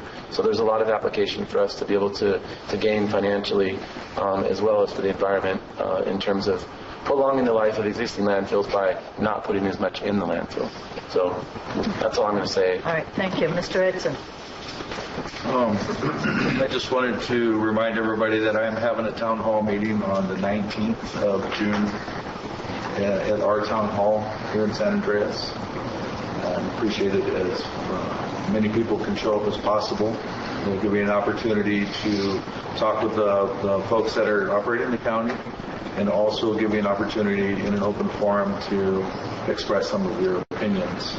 And I would ask that if you come to express your opinions, try to make it positive. And the theme at this meeting is how can we make San Andreas a better place to live and work. So think about that when you get there, and be interested in hearing some of your comments on that. I've had some various meetings with, for the past couple of weeks, with local property owners, landowners, and so that created work, more work. And then there's also Mr. a COG meeting that I attended this last Wednesday. And other than that, I've just been going as hard as I can. Thanks. Mr. Wright? Okay. Attended the first 5 meeting. It's a real good group of people there. They're kind of in a transition state with trying to figure out what they're going to do with their executive director left, and so they're trying to figure out if they're going to get a new executive director full-time or how that's going to work. But it's a really interesting group. I met with some folks in Paloma and Public Works to go over, we went over the road needs of Paloma and some road signs, and so that was a really productive morning. I got a really interesting tour of this place called Mountain Fire Rescue in Sheep Ranch. I think you've been out there, Jack Horner. I really encourage everybody to go out and check out his place. It's really remarkable. It'll blow you away. It has fire trucks, and I mean, basically, if there's an emergency, if the world comes to an end, if the zombie attacks happen, I suggest you go to Jack Horner's place, Mountain Fire Rescue. Flamethrowers? And the cool thing is he has a little Boy Scouts camp right next door that he lets folks use, and so just I'd go check it out. I encourage all of you to check it out. I been emailing and speaking with Joel Pitto regarding the Glen Mine, working on issues regarding both the Veterans District in West Point and the Cemetery District in West Point. We're in need of some more volunteers up there for both of those, so I encourage anybody who's listening to this to volunteer for both those districts. And the ongoing road commissioner tasks that I have as road commissioner for District 2. That's a title I named myself, and it really is apt. And now I'm also dealing with some light issues, but fortunately I've kind of passed that off on Zachariah, so hopefully Zachariah can take care of that for me. Yeah, he's good. He got hold of PG&E a lot quicker a lot faster than I did. Upcoming this week, we have a CHIPS meeting tomorrow. Hopefully we'll be done by then. We have on the 17th the Calaveras Mariposa Action Agency meeting. And then this week my office hours are probably going to be non-existent because of the budget hearings. Maybe we'll get out of here by Friday. But then hopefully next week I'll be back in my office hours. So that's it. Supervisor Ponte. Thank you. Just a few activities in the District 4 area with Public Works, working on the Copper Cove guardrail project in progress, and I know that's been a project in the hopper for the last couple of years, so we have construction out in the field going on. And with today's approval, the Poker Flat turnout lane will start moving ahead. So we have funding to actually have construction now, and all the documents are in order. So real accolades to Public Works staff at this point for getting those projects moving. In regards to the wagon trail, I apologize I had to miss the COG meeting to a last-minute family emergency, but we were successful. The project team was successful in convincing Caltrans to modify the work of the wagon trail starting on the copper end, recognizing the work that's been done in the last 10, 15 years with the copper end of the wagon trail. So Caltrans is given the blessing to not do anything different in that section and start beyond that. So we're not redoing what Caltrans has already done 10, 15 years ago, which is a big deal. You mean on the Angels Camp side? On the Copperopolis side. On the Copperopolis side. From Pole Station to Copper? No, from the Anderson Ranch forward. So leaving all that section that went through Woosters and Anderson's 10, 15 years ago, that is off the wagon trail project, you might say. So that was agreed to by Caltrans and is posted on their website. It is now a public document that truly reflects now the work of the wagon trail, which is beyond that point of the From Anderson's on towards Angels Camp.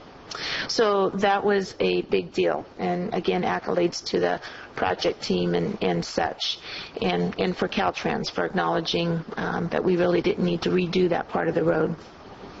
So those were two biggie or three projects in regards to Public Works in District 4. Attended lots of graduation ceremonies. It was really neat to see all the various graduates, and certainly again just reinforces what a giving community we have with the number of scholarships that were rewarded to many of our high school grads. It just blows me away sometimes with all the wonderful work that goes on in our community with volunteer efforts to raise funds and all of the various public service, community service, and business organizations that give scholarships to our youth to continue. And with that, it was interesting to hear so many of our youth going to Columbia College and seeing Columbia College expand into the Angels Camp again. They've had to pull back over years because of budget, so it's nice to see Columbia College back in the Angels Camp area offering classes and such. And so I'm hoping at this point all we can do is grow up, grow more, because it's certainly nice to have the junior college in our county, and maybe that'll shove San Joaquin County Delta College to do something. So happy to see the grads.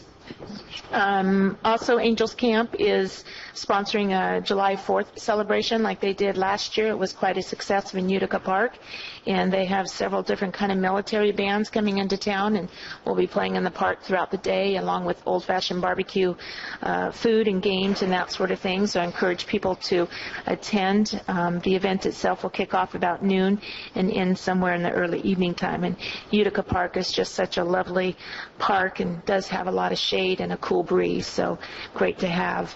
And with the parks, pleased to see that the Calaveras Arts Council is kicking off Music in the Park series, and we'll be hosting a couple of those music events in District 4, as well as other districts in the county. Fish and Game Commission, I'll be attending later this month, and I have the regional EMS meeting will be held this Wednesday, which I've notified them will be unable to attend, as well as my representative, because we'll be in budget hearings. So at this point, I don't know if they'll postpone the meeting based on other supervisors in the 5-county area being able to attend, but I'll keep on top of that. And that's all I have. I thought EMS was at night. Mountain Valley EMS? That's at Copper Fire Station, like 9 o'clock tomorrow. Why did I think EMS? Is that the one Colleen Tracy's on? No. Well, she's our representative to Mountain Valley JPA. There's also a local advisory committee. Yeah, this is a board. There's 5 supervisors who serve on the board. That's the JPA. Yeah. So they typically have been meeting in Copper office at the fire station. Is that different than, I guess I'm confused, than the Mountain Valley EMS? Well, it's called, that's the JPA that has, that Supervisor Thomas is talking about. I thought they met at night. I don't know. No, they've been meeting in the day since January. Oh. 9 o'clock. They to some of their meetings, and it was at night here, so they've changed. They've changed. They meet at the Copper Station. That's kind of the central point of the 5 counties. So last meeting they did a telephone conference meeting, which was kind of a first for this agency, and it was okay. There was only one agenda item, so I can see why, because so many people travel from Mariposa and Alpine and that sort of thing. But I don't know if they'll try doing something that in the future or not. But currently it's been held at Copper Station. Skype. Skype is a good one. Second Wednesday at 9 o'clock in the morning. So. Okay, thank you. So Debbie reminded me of something. CCWD, actually, around CCWD, I've been getting a lot of calls from my constituents everywhere, and in regards to the rate hike as well. And so I'm encouraging everybody to show up at these meetings, and also to go on the CCWD website and make sure you fill out their form that they're asking you to fill out to protest the rate hike. Also, yesterday I sent a letter to Delta College asking them to recognize Calaveras County and to start giving us some classes up here, because we're paying money to Delta every year, and we're getting nothing for it. And so this is the first step in negotiating with them, I'll call it that, to try to get them to respond. And I would like that we choose our classes that we can get here, and based around the services in the county and in the future of what could be in the county, and so that we can train our youth to and educate our youth towards that. I talked to Mark Campbell and showed him the letter, and he supports it in its current form. So I'll be really anxious to see the response. I've asked for a response by the 28th of June. So, thank you. Mr. Spellman? Supervisor Edson said that Supervisor Ponte's statements reminded him of something, and I have to say the same. I want to take the opportunity to thank Supervisor Ponte and Supervisor Edson for doing such a wonderful outreach. I think we've expressed that before in terms of their ability to connect with the landowners in the Wagon Trail project. I also wanted to extend a different note of thank you specifically to Supervisor Ponte in terms of the Poker Flat turn-in. I met with Public Works last week and discussed the intricacies of what occurred today and what occurred yesterday, apparently. Mm-hmm. And this is something that, as the prior supervisor for the Copperopolis area, I committed to work on and put all my efforts towards in helping to guide this. And I'm extremely appreciative of Supervisor Ponte's, picking up of the torch, not dropping, but taking that and running with it. And, there was without going into too much detail, there were critical things that needed to happen within a very short time frame. There were some legal documents that needed to be signed, and to make sure that this project came to fruition. And Supervisor Ponte was able to get that taken care of with the landowners over there, and that's something that deserves applauding. And I know she wouldn't, fluff her own feathers in public comment, so I'll do it for her. I'll put the kudos on. Great. She deserves it, and I want people to know that she's making an effort that goes above and beyond as far as I'm concerned. Thank you. Well, thank you, but Public Works staff really worked hard on it too, so thank you. Well, since we're the only ones that give each other kudos. That's very nice. Plus the precedent that you and Cliff are setting on your community meetings is really a wonderful model. Well, in the spirit of trying to become 21st century, I was going to put all my schedule on this, and it didn't work because it's blank. So I guess I need to go see Howard Stolman and get Technology 101. And as I remember, without, I can email you, Diane, if there's others. I have Area 12 Agency on Aging, Regional Council of Rural Counties, the State Water Plan, and that's all I can remember of the meetings that I had. The jail. Oversight committee. Yeah, there are no, the only tentative, and because I told Mr. Wright I would, is there is a possibility of a change order of over $50,000 coming to us, which has to do with bunks, as in BUNKS. It seems as how the state fire marshal did approve the bunks. Yeah, everything is approved. Every inch of that jail has to be approved. Well, the state inspectors came. This is how we feel about inspectors, Mr. Wright. There's like about a 2 or 3 inch gap between the bunk and the wall. As approved, the inspectors are saying, we don't care that that was approved, but an inmate could hang themselves on this, and you're going to have to close that gap from the wall to the bunk.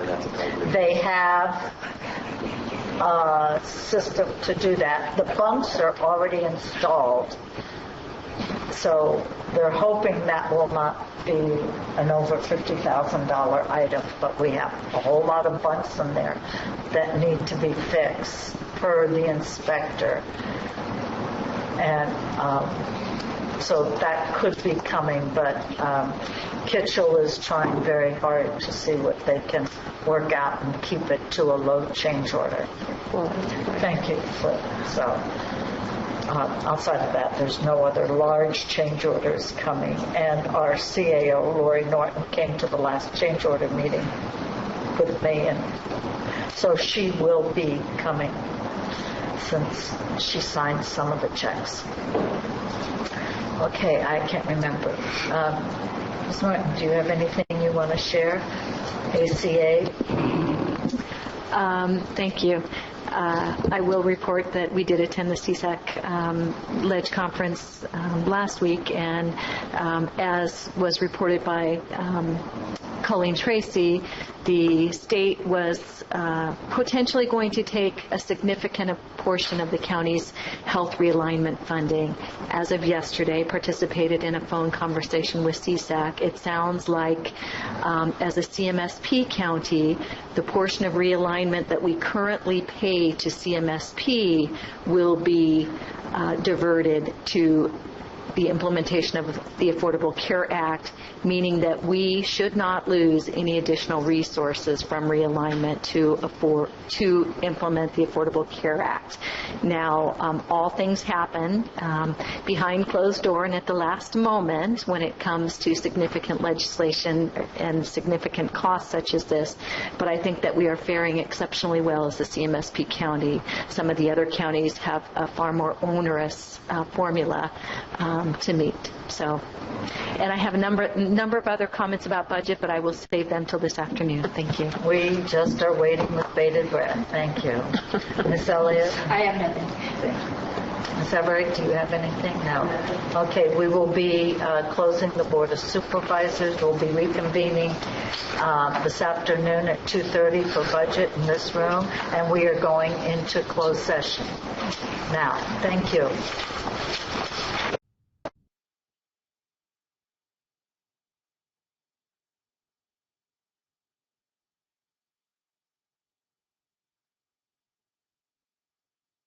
No, do you have a number for them? I have a phone number for Carter. I don't think his text works. I mean, I'll try. We don't know.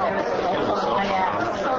Madeline says that we're talking right here. They can hear me. Could you hear me? I don't know how close I am. Is everybody ready for the Monty Python show?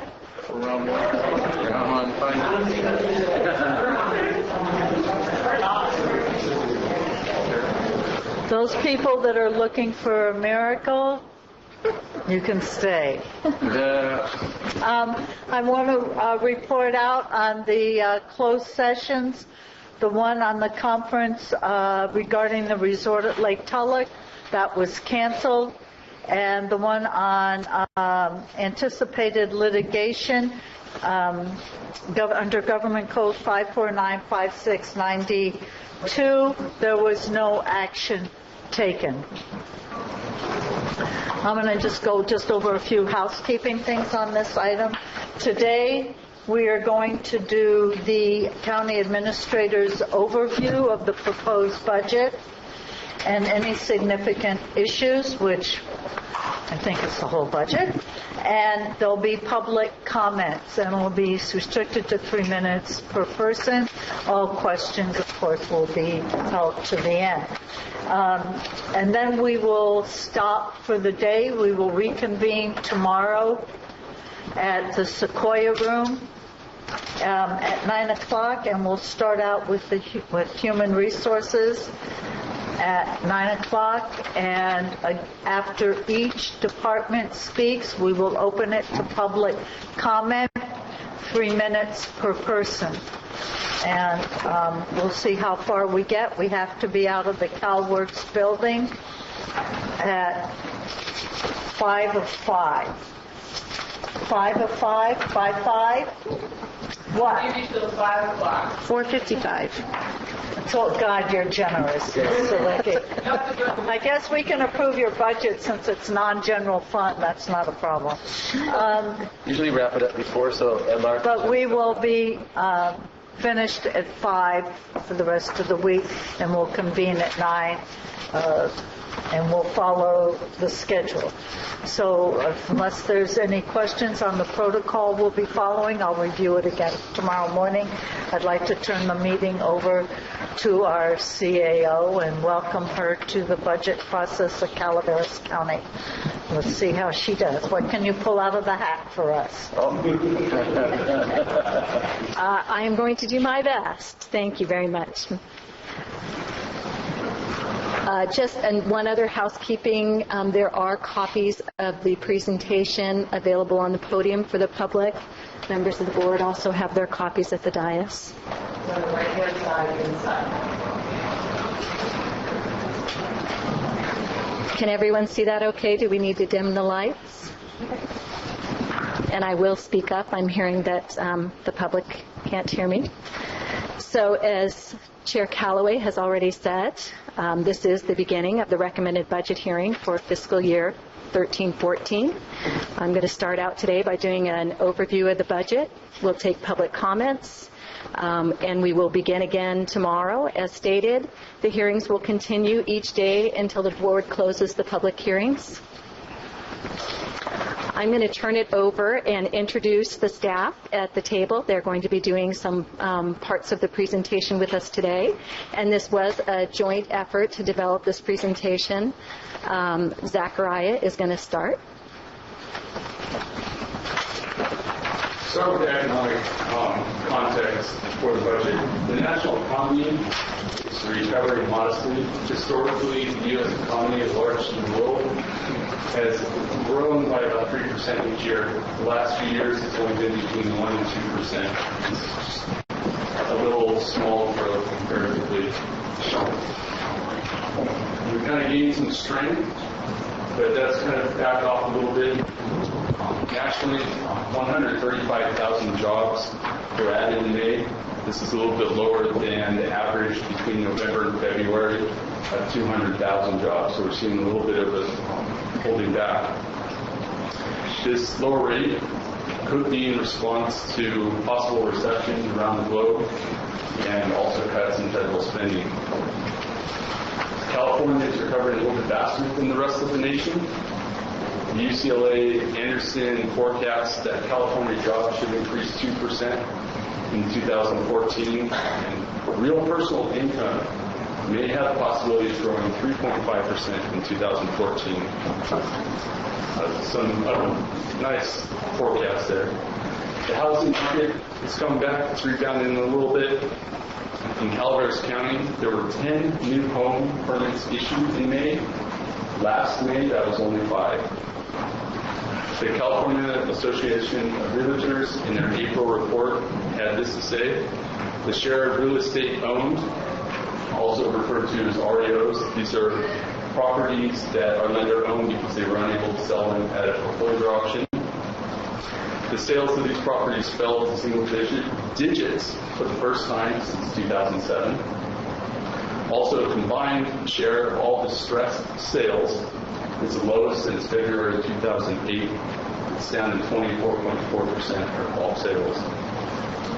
And just to note, Calaveras County housing does lag behind other areas, so we don't expect it to be just quite as good as like the Bay Area. Unemployment. The rate continues to improve. Unemployment is expected to drop to a state average of 8.1% next year. That's also according to the UCLA Anderson report. The reduction in unemployment is not necessarily due to people finding jobs. According to the EDD, the Employment Development Department, as of June 4th, this month, just over 1 million California unemployed workers have run out of all available benefits, so they're no longer able to collect any unemployment. The number of employees continues to decline. According to the EDD, in 2007, it's the high there, we had 19,420 employed persons in the county out of their estimate of 20,760. That's about 1,340 people that were not working that could be working. In April, the report indicated that 16,780 people were working out of an available workforce of 18,780. Approximately 2,000 people that were not working. Consumer confidence. May saw the highest consumer confidence level since June 2007. It rose 50.9% from the low of February in 2009, but it's still 35 points below the high in 2007. Although the current consumer confidence level is increasing, there remains a couple significant threats to consumer spending and consumer confidence. The biggest threat is increased interest rates. As interest rates go up, people spend less and they save more, and that lowers consumer spending and consumer confidence. Another threat, of course, is the world economy. Possible recessions in Europe are also going to affect consumer confidence, so that increase may slow down quite a bit. So against the backdrop of what Zachariah's been talking about, which is your consumer confidence and unemployment, one of your major revenue sources is property taxes. And it's really important to remember that the assessed valuation is based on values as of the 1st of January. So although there have been some rosier reports since January 1st, and I know Supervisor Spellman has sent me articles about some of those rosier reports, it's important to keep in mind the context that the assessment role is developed with. We created a couple of slides for you about assessed value over the years because of the changes in those values. And you'll see in 2002, the assessed roll totals were just under $4 billion. We topped slightly over $7 billion in 2008. And as it sat in 2012, it was about $5.4 billion. That translated into between about $10 million general fund revenues. The other issue that many people like to look at is what has actually happened in AV growth over those years. So we did a chart to show you that since 2002, if you look at these two colors, and I hope you can see the difference, the blue line is Calaveras, the red line is California's state average. So in 2002, the state's average went down and we went up slightly. We peaked a whole lot higher and faster than the balance of the state, peaking in 2006. And then, as you all know, we declined in 2010 to the low with a minus double-digit figure. And then we started creeping back up towards zero. And this year we're projecting right now, as I sit here, about zero growth. I will tell you that what we used to develop preliminary budget was a minus 4% projection. And the reason we used minus 4% is we were asked back in January, what did I think was going to happen with the assessment roll. Now these roll totals change daily, and just to give you an idea of the magnitude of what can happen, from yesterday to today, my assessment roll went down $51 million. That's about 1.25%. So while we were tracking exactly as I had been sharing with the CAO, this morning I came in to find a completely different number. And you can imagine that my staff is sitting over in the office not listening to us, but trying to figure out what happened. So those numbers are very, very broad-based projections until we actually close the assessment roll and deliver it to the auditor on July 1st. And that's why, for preliminary budget, we try to be conservative with our estimates and start the year in a conservative manner.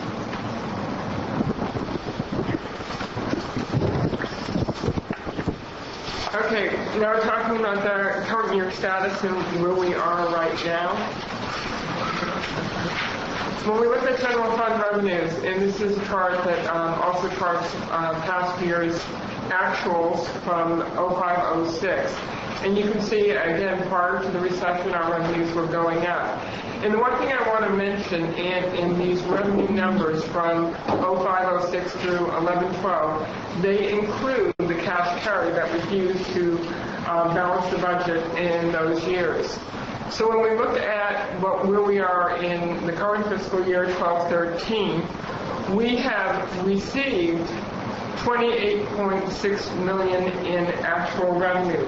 This is current year revenue. It does not include the cash carry of $5 million. But however, that budgeted number of 38.4 does include the $5 million. So we used that 38.4, which was expected revenues, plus our cash carry to balance the current year budget. So where we would normally be at this juncture would be at 83% of current year revenues. But what we have received so far at this point is about 74%. And this will become even more important as we look at a couple of the slides and the expenditures. So one of the driving things is, because of the economy, is our economic revenues. Property taxes at the moment are at where they would be expected to be at 95%, with that final 5% being apportioned individually for fiscal year end. VLF, we received that both in January and May, so that we fully received that revenue. Now our consumer revenues, which make up our sales tax in lieu of, our property transfer tax, the Prop 172, which is again based on statewide sales tax revenue, and the TOT is doing well. It's tracking above where we would expect it to be at this point at 99%. New construction, again, is also doing well. It's above what we projected for the current year. But we were doing very conservative projections because of the state of construction in this county. We felt that it's more prudent to be conservative in our estimates than come up really short. Now, as far as state subventions go, it shows 51%. One of the things that I want to note about this was when the budget was put together, it included AB 443 revenue. And with the change in how that money is booked directly into designated funds, so it doesn't really show any money being received in the general fund. If you remove that from the equation, then we're about 97% of where we would be at year end. Intergovernmental revenues are low, and a lot of this is associated with grants. And so whether it's because of a delay in applying for reimbursement of those grants, or whether it's slow by the state and federal government, it still remains to be seen, and hopefully we will realize that revenue before year end. Also, part of what makes that up is the charges for court security, which again was a change in accounting after we closed the budget and adopted the budget, and that makes a big difference because that too is going directly to designated funds now, and then comes back in as a transfer in from the designated fund. And franchise fees are pretty close to where we would expect them to be. Now, general fund expenditures, with 83% of the year elapsed, we have spent about 80% of the expenditures. And again, you can see the actuals for each year. And it's the difference, if you look at the difference between what the general fund actual expenditures were versus what revenue was received. The difference is what is makes up the cash carry. So in fiscal year, for example, 9/10, we had $37.3 million in revenue, and we had $36.6 in expenditures, leaving a cash carry of about $685,000. And so it's really important to understand that as we hit that recession and the revenues were not coming in as expected, but the expenditures were creeping up, we ate into that cash carry. So here we are at 5/31. Yes, it looks pretty good. We've only spent 30.6%, $30.6 million of a $38 million budget. However, when you look at that relationship to your revenues, it's not so great. And just to talk about the expenses a little bit, overall, in the different functional groups, we're looking pretty good. We're either just about on track or a little above or a little below. The miscellaneous one that shows, we're underspending by 27%. Part of that is our $1.1 million currently saved in insurance, but that is money that will need to be rebudgeted. That is some savings because of drops in the payroll regarding our workers' comp claims. We've got some credits on that we will not be seeing in future years. Some of it is the liability expenses that we expected to hit this year, but will not hit this year, will hit possibly next year. So some of that has to be rebudgeted. Part of it also is we haven't transferred the tobacco settlement money out to pay for our COP debt service, and also included in there is the unspent contingencies. So if we now compare our operating revenues to operating expenditures, the revenues, current year revenues, the revenues that we have received this year are $28.6 million. What we have spent this year, current year expenditures, are $30.5 million, almost $30.6 million. So right there you have almost a $2 million in equity, which will immediately decrease your cash carry from last year by $2 million. And that's how we estimate, along with what's going to happen in the remainder of the year, with our cash carry going into 13-14. But as when you have that inequity, when expenditures exceed revenue, it will eat into the cash carry that was brought forward in the prior year. Now we're going to move into the current year, the recommended budget for 13-14. I think it's important to set the historical context so that as we move forward, I think that's the best indicator, predictor of what we can expect going forward. And one of the important points that Shirley made is that we are not tracking on our revenues. We're a little behind on our revenues. Our expenses are exceeding our revenues. We hope by the end of the year that that will not be the case. I know some of you have expressed that you anticipate a very large fund balance in the general fund or cash carry. And although we are projecting that it will be larger than was discussed at the third quarter report, we are not anticipating that we're going to see a $5 million fund balance in the general fund again this year. And so that's why that context is important to set the stage for going forward.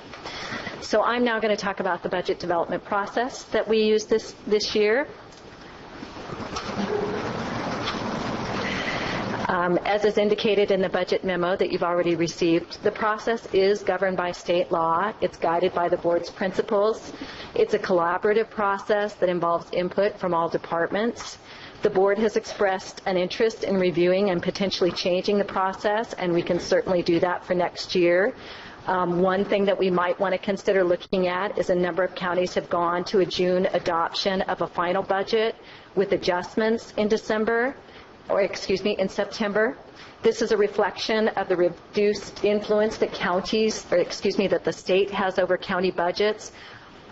Historically and before the passage of Prop 1A that greatly reduced the state's influence over county budgets.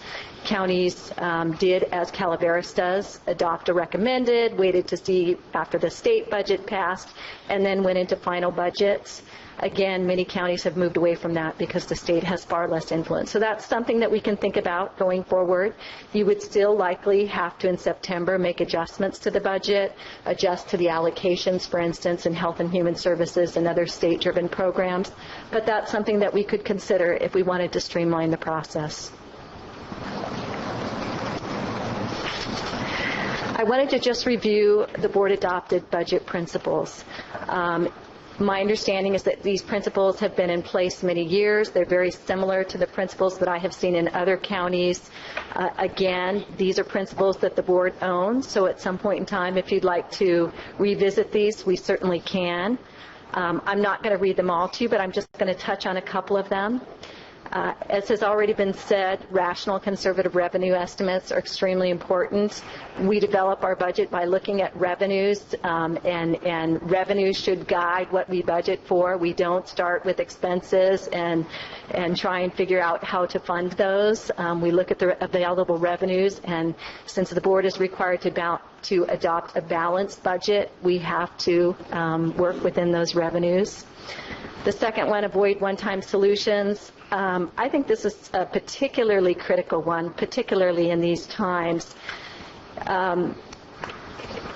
We have in the past and are in the recommended budget recommending some one-time funding sources for ongoing costs. That is something that is prudent in the short term. In the long term, it is not sustainable. Those one-time sources, and I'll just use teeter as an example, we get about $750,000 to $1 million a year in teeter revenues, and so that seems appropriate to allocate for ongoing expenditures.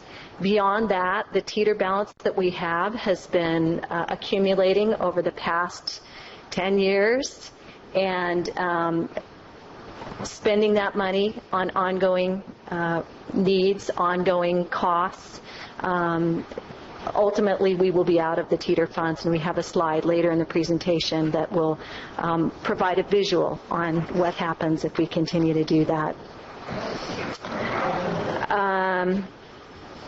I would just say the other one that I think is particularly important here is maintaining costs by controlling personnel expenses, particularly in the general fund.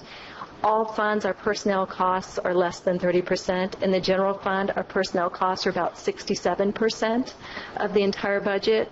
So that is what drives our general fund budget. So adding staff, adding personnel costs is really the challenge that we're facing in the general fund. Moving on to the remainder of these, number 7 just reaffirms that enterprise funds should be self-supporting and that we do not dedicate general fund resources to them. Number 8, in general, do not balance the budget by raising fees. I am going to recommend during the course of the year that the board look at some targeted fee increases. I understand it has been several years since the board has looked at fee increases. Our costs have gone up, and fees should be set to try, to the degree possible, to recover the cost of providing the service. So as the costs increase, I think fee increases should be considered. And again, I think we should look at it in a targeted way. The board can certainly look at increasing fees or not increasing fees to achieve certain goals. If economic development is a goal of the county, then we may not want to increase some fees that we believe would inhibit economic development. There are other areas where I think fee increases are appropriate and should be considered. Shirley mentioned grants, so I just want to say a word about grants. The board's principle number 10 is to utilize grants for funding that enhances and improves county programs. I think that's particularly useful in tough times. They provide a source of funding for things that we might not otherwise be able to do. They bring resources into the county that we don't generate locally. But along with grants comes an obligation to manage those grants well. Once we receive the grant, we need to make sure that we're actually receiving those resources, seeking reimbursement from the granting agency, monitoring those grants during the course of the year to make sure that we're receiving them, and if we're not, making adjustments to our budget to reflect that. And also, generally, grants are limited term, and so any positions that are added as a result of grants should also be limited term. We should have a transition plan for either making a conscious decision that those are services that we want to continue and that they're a priority for the general fund, or else looking at reducing the staffing associated with the grant when the grant is terminated. The board also provided a number of specific instructions for 2013-14. Again, I'm not going to read through them. I think you've seen them on numerous occasions. I would just like to say that to the degree we can, we did incorporate all of these instructions in the fiscal year 13-14 budget. The first one, including eligible revenue from department-designated funds to reduce general fund costs, we need to do some additional work on that. I think the auditor's office and our office share the belief that there are some designated funds that can be used to relieve general fund, and we just have not been able to yet reach agreement with some departments on the use of those funds. So we will have ongoing conversations with some departments, and in the final budget we'll be suggesting the use of some designated funds rather than general fund.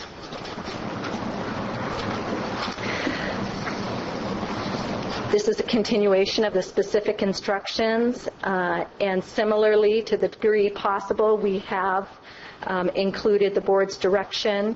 One of the directions was to defer funding for some of these until the recommended budget deliberation. The board asked a question during a prior meeting about the $45,170 for the 3 patrol cars. Why so little? That is the first of a 3-year lease arrangement, so there will actually be 3 years of payments on those vehicles, so the total cost is $130-something for those vehicles. This is another area where I'm going to ask the board to direct staff to work particularly with the Sheriff's Office to identify any other funding sources that may be used to purchase these vehicles. I just happened to attend a CCP meeting, Community Corrections Partnership meeting the other day, and during the course of the discussion heard that the CCP Executive Board approved funding for a sheriff's patrol car. If indeed that is the case, then hopefully we can take one of these off the list for funding. So we will work with the Sheriff's Office on that before we come back for final budget.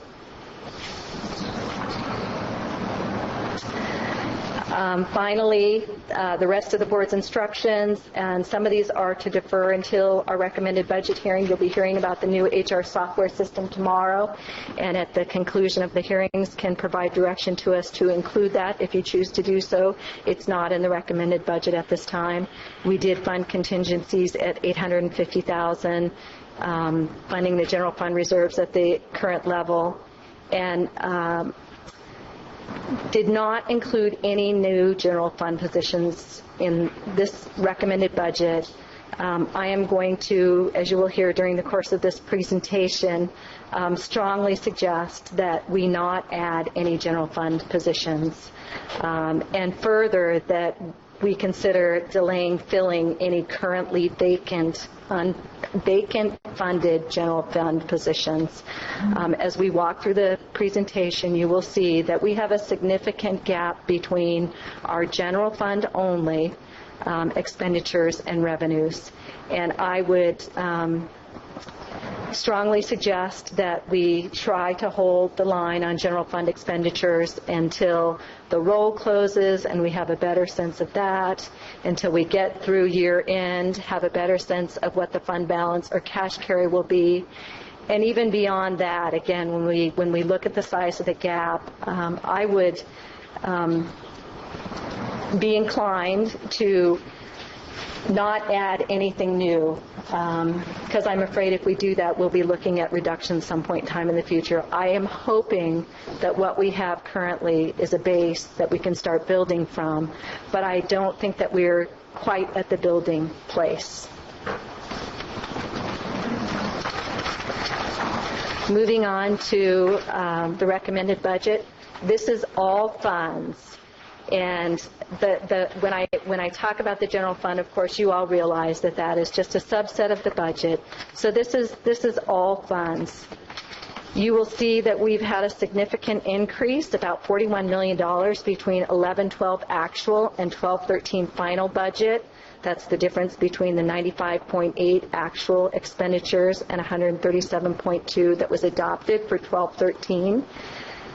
29 of that was an increase in capital assets and projects related to the new Sheriff's Office, the jail, and the associated increases also affected services and supplies. For 13-14, all funds were recommending expenses of 108.4. Again, there is a residual increase in the capital assets. That's will go back down as the jail and sheriff's project winds down. Other increases you can see in the salaries and benefits, about a $5 million difference between 11-12 actual and 13-14 recommended. That's a result of additional positions, increased salaries and benefits resulting from the negotiated increases, merits, longevity, other pay increases. On the revenue side, you will see that the revenue has held relatively stable. The largest increase is in intergovernmental revenues, and that is related to primarily roads projects, capital projects that were one-time in nature and will not be continuing. The bottom line there shows you the difference between expenditures and revenues for these years. So you can see in 11-12, our revenues actually exceeded our expenditures, all funds. That's a good thing. In 12-13, expenditures exceeded revenues. Now, part of that is that we drew upon fund balance and other sources to help us pay. We may have been putting money aside for capital projects and drew down fund balance to pay for those capital projects. In 13-14, you will see that overall, all funds, we're looking at using fund balance of $9.2 million. This is a graphic depiction of that. You'll find that I like graphs. I think a graph says a lot. So you can see for all funds, the sources of revenue, the largest chunk is intergovernmental revenues. That pays for health, human services. Those are state and federal resources. Health, human services, roads funding. That area of the budget, the board actually has very little control over. Most of those revenues are provided by the state and feds. They come along with significant restrictions on how those resources can be used. I think it's also interesting to note on this slide how small our tax revenues actually are. $14.7 million, or 14% of our entire revenue budget. I think that that's significant. Charges for services, that's an area that, again, I think we should look at and grow if we possibly can. When we set our fees, I think we should try to set them to offset the cost of providing the services.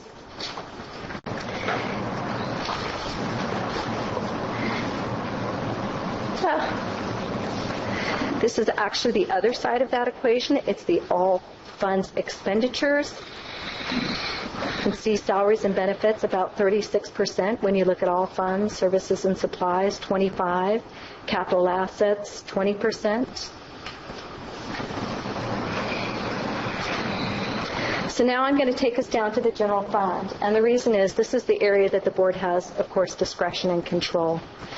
So this is how we use our total general fund. And the recommended general fund for fiscal year 13-14 is $36.9 million. Of that, 9.2 goes to general government.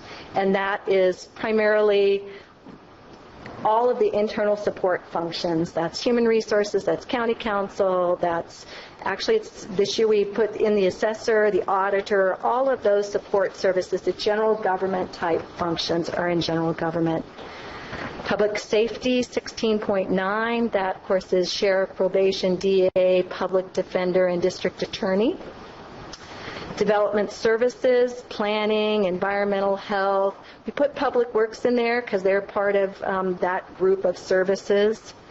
Health and human services, the reason that portion is so small is because that's our MOE for health and human services. The vast majority of funding for health and human services comes from the state and federal resources. That's an intergovernmental chunk.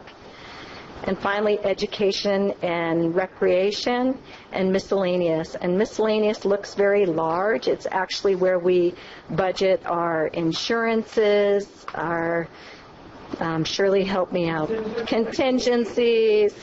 That's all grouped in miscellaneous. So in total, the recommended budget for 13-14 is $36.9. Oh, I needed to go to the next slide. So this talks about the reason that there is a reduction in the general fund expenditures, and the vast majority of it is in that miscellaneous category.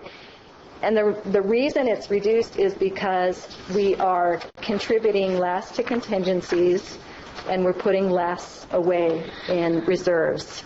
1.6 of the 1.9 reduction in general fund expenditures is really because we have less resources to put away in reserves and contingencies. So here's what that looks like in a slide. Again, I like slides. You can see that public safety, I think this clearly demonstrates the board's commitment to public safety of the general fund resources, which of course is the area over which the board has control. 46% of it is dedicated to public safety, general government 25%, development services 14%, miscellaneous 13%. This is a breakdown of public safety. Just since it's such a large piece of the pie, I wanted to show you how that's actually divided. So the sheriff is 67% of that, probation 18%, and on down the list. Again, I think that clearly demonstrates the board's commitment to public safety. And this is the graphic depiction of that. You can see that the sheriff is about 67% of the general fund amount that goes to public safety. So, few of the risks that I see that we're facing with the general fund. As Zachariah already discussed, we hope that that it's turning pastel and that we'll move to rosy, but right now there is a risk of further weakening of the economy. Federal and state budget impacts, again, particularly the state seems to be in a far better place. But as Supervisor Callaway and I learned just last week, the state was looking at taking significant resources away from the county. So we're always at risk of that. Self-insurance liability, we are including a recommendation to include funding at the 80% confidence level, and the funding for that is $1.4 million. That's a reduction from the county's past practice of funding it at 85%. It is based upon the recommendation of our actuarial provider. Adult detention facility operating costs. I think we have a great sense of what that's going to cost, but until it's up and running, it's just an unknown. The general plan update, we've included $617,000 to complete the update. We hope that's sufficient. We think it's clearly sufficient for 13-14, but there may be additional costs into the future. And then again, reserves and one-time funding.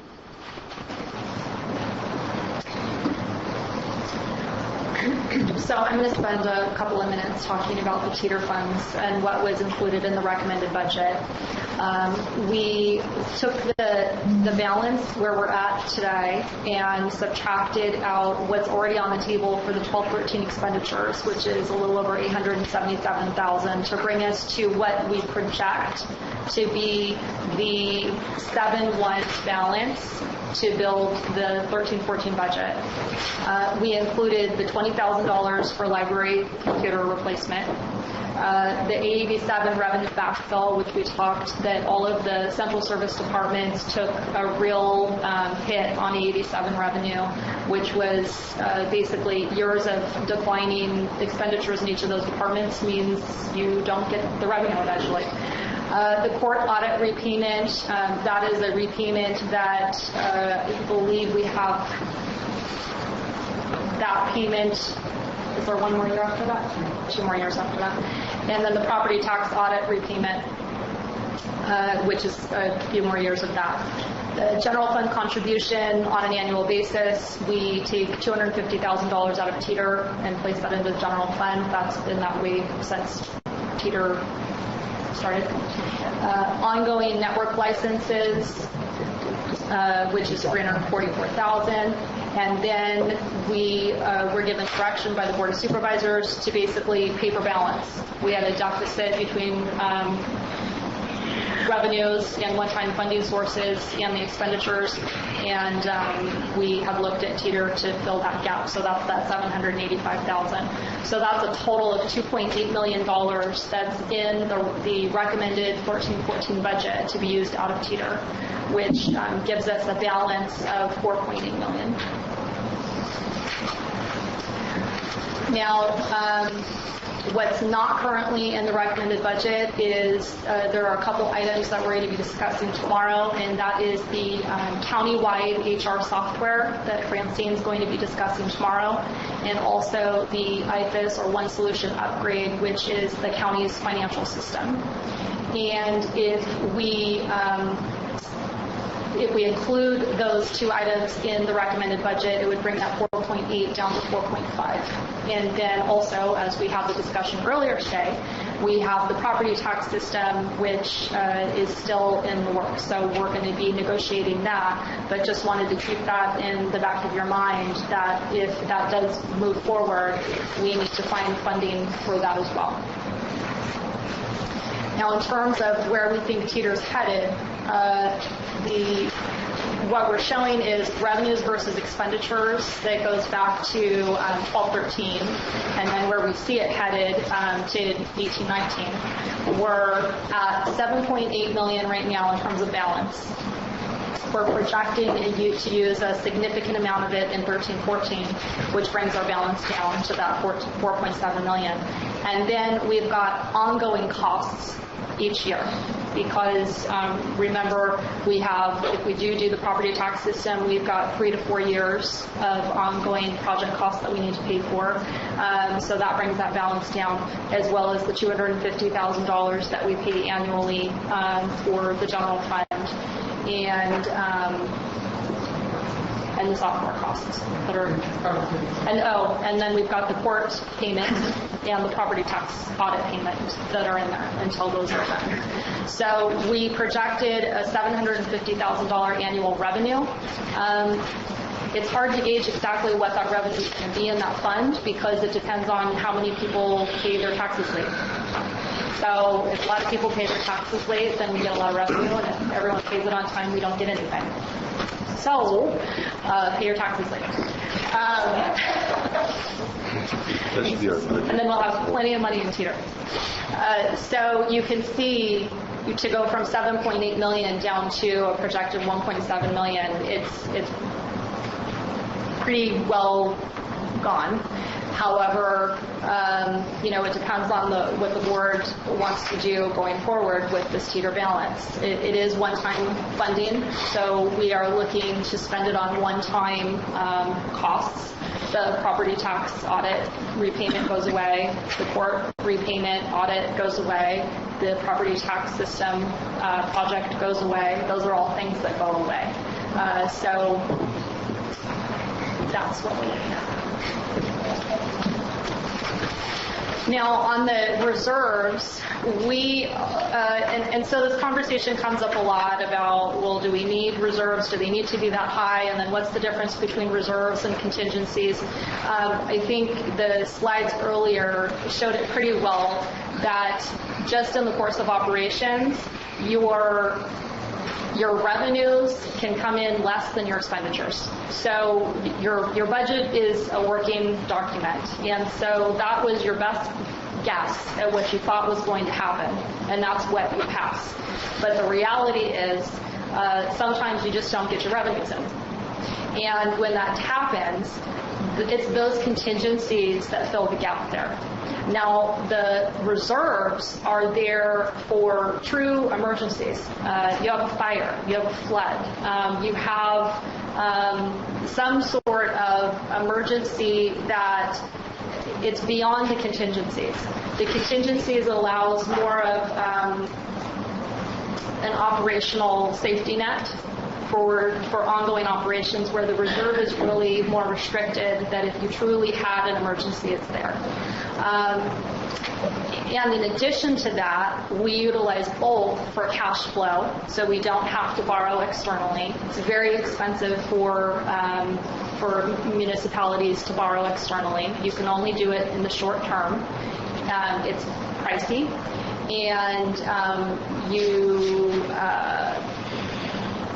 there's a lot of planning that goes into that. But keeping those reserves and those contingencies where we need them allows us to keep a pretty healthy credit rating. And the credit rating is there not just if we wanted to issue debt.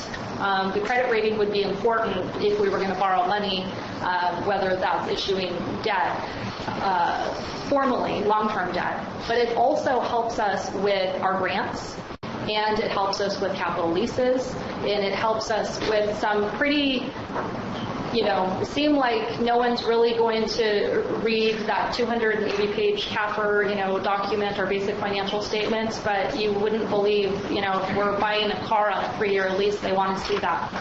And the reality is they're turning to just those pages to see what our reserve and what our contingencies are, and they're basing our interest rate on that. So it does cost us money in the long run as an entire entity when we don't have adequate reserves and contingencies. Now, the best practices are 10 to 15% of operating budget. The recommendation, also we've seen 2 months of operating revenues. So we have historically not quite been there. but we've managed to get by.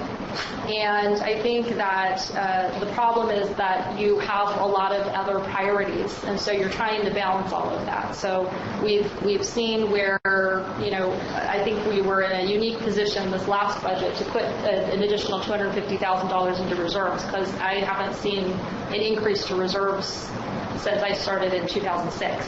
So, and I don't know how many years prior to that. More than, since 2003, and it's been no increase to reserves. So I was pretty impressed last year. But, it is important. You have to understand that we can't, I try to explain to people, it's like a household budget. If you only have $100 in your checking account, you can't go and spend $200. And the bottom line is we just need to be mindful of that. And it's very difficult to borrow. It does take an enormous amount of collaboration to borrow, and it takes a lot of time to borrow. So if you ever are going to need to borrow, you need to know that and start working on that months in advance. So it's important, the whole idea of contingencies is things happen. Just things happen. And, all of a sudden some fluky thing happens and you need that additional expense. And you can't wait 6 months to get the money. And so it's important to really understand that as a whole. Certainly it would be, nice to be able to spend these monies on something different, but you have to kind of look at the overall long-term operational health of the county. So conclusions. The fiscal year 13-14 recommended budget is balanced, utilizing $2.8 million in one-time teeter funds and a projected $3.6 in fund balance cash carry. That $3.6 is up. At third quarter, we were projecting $2.4, I believe. So we're up. The auditor's office did a nice job of looking forward. We're down to 2 pay periods, which again, salaries and benefits are the bulk of the costs. So did a nice job of updating that information so we could have the best available information for you today. Contingencies are budgeted at $850,000, which is equal to 2.3% of the general fund appropriation. It's less than the board's goal of 3 to 4%. The local economy remains sluggish. Revenues are forecast to grow, I'm going to say slowly, in 13-14. Slow growth in assessed valuation and the resulting property taxes and VLF are a driver of that. General fund increases attributed to salary and benefits for new positions that were approved in 12-13 and their compounding financial effects will continue to impact the budget into the future. General fund expenditures we anticipate are going to grow 4 to 7% annually. Again, that's a result of the added workforce, salary and benefit increases, the PERS actuarial changes, revenue growth increasing but clearly overshadowed by the loss of property tax and VLF revenues. And again, expenses are outpacing our revenue growth. And that is what this slide shows you. The red line is our expenditure line.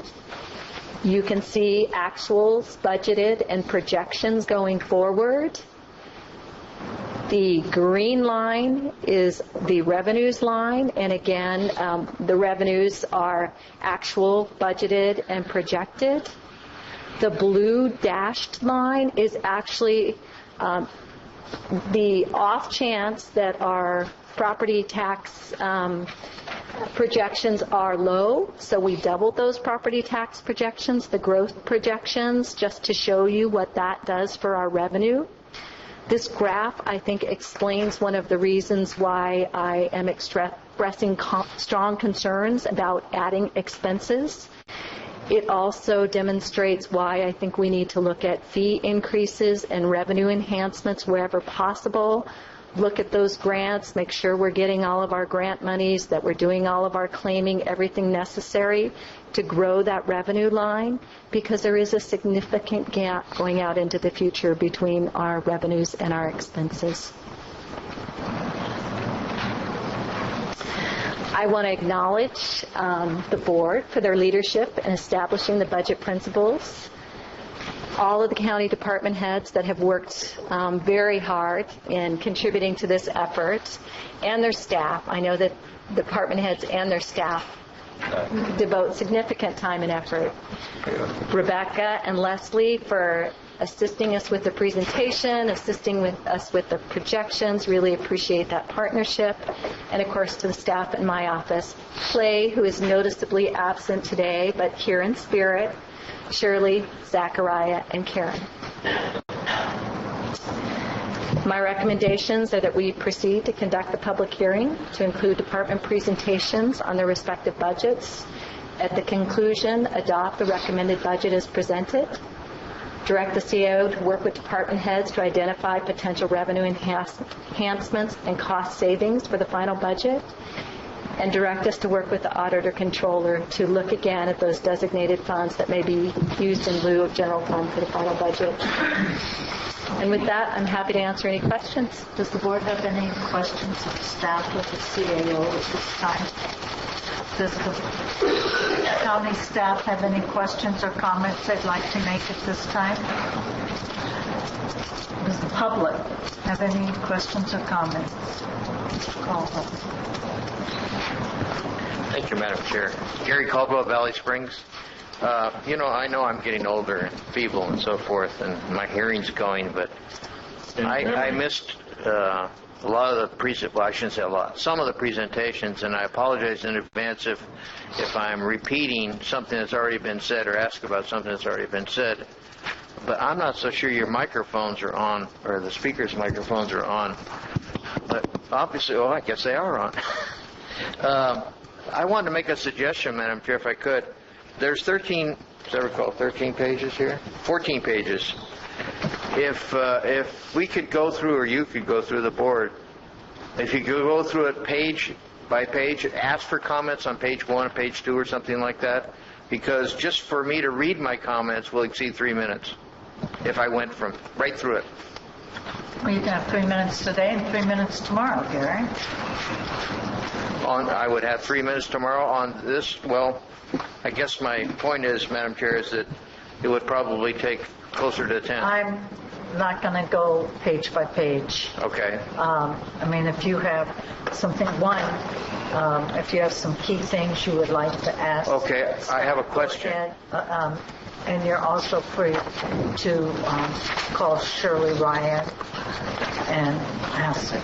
I have a question. Last year, I'm sure the board will recall, those of you who were on the board last year, that on June 12th or 13th, I forget what day it was, the assessor stood up before the board and said she was not going to submit the unsecured roll on time.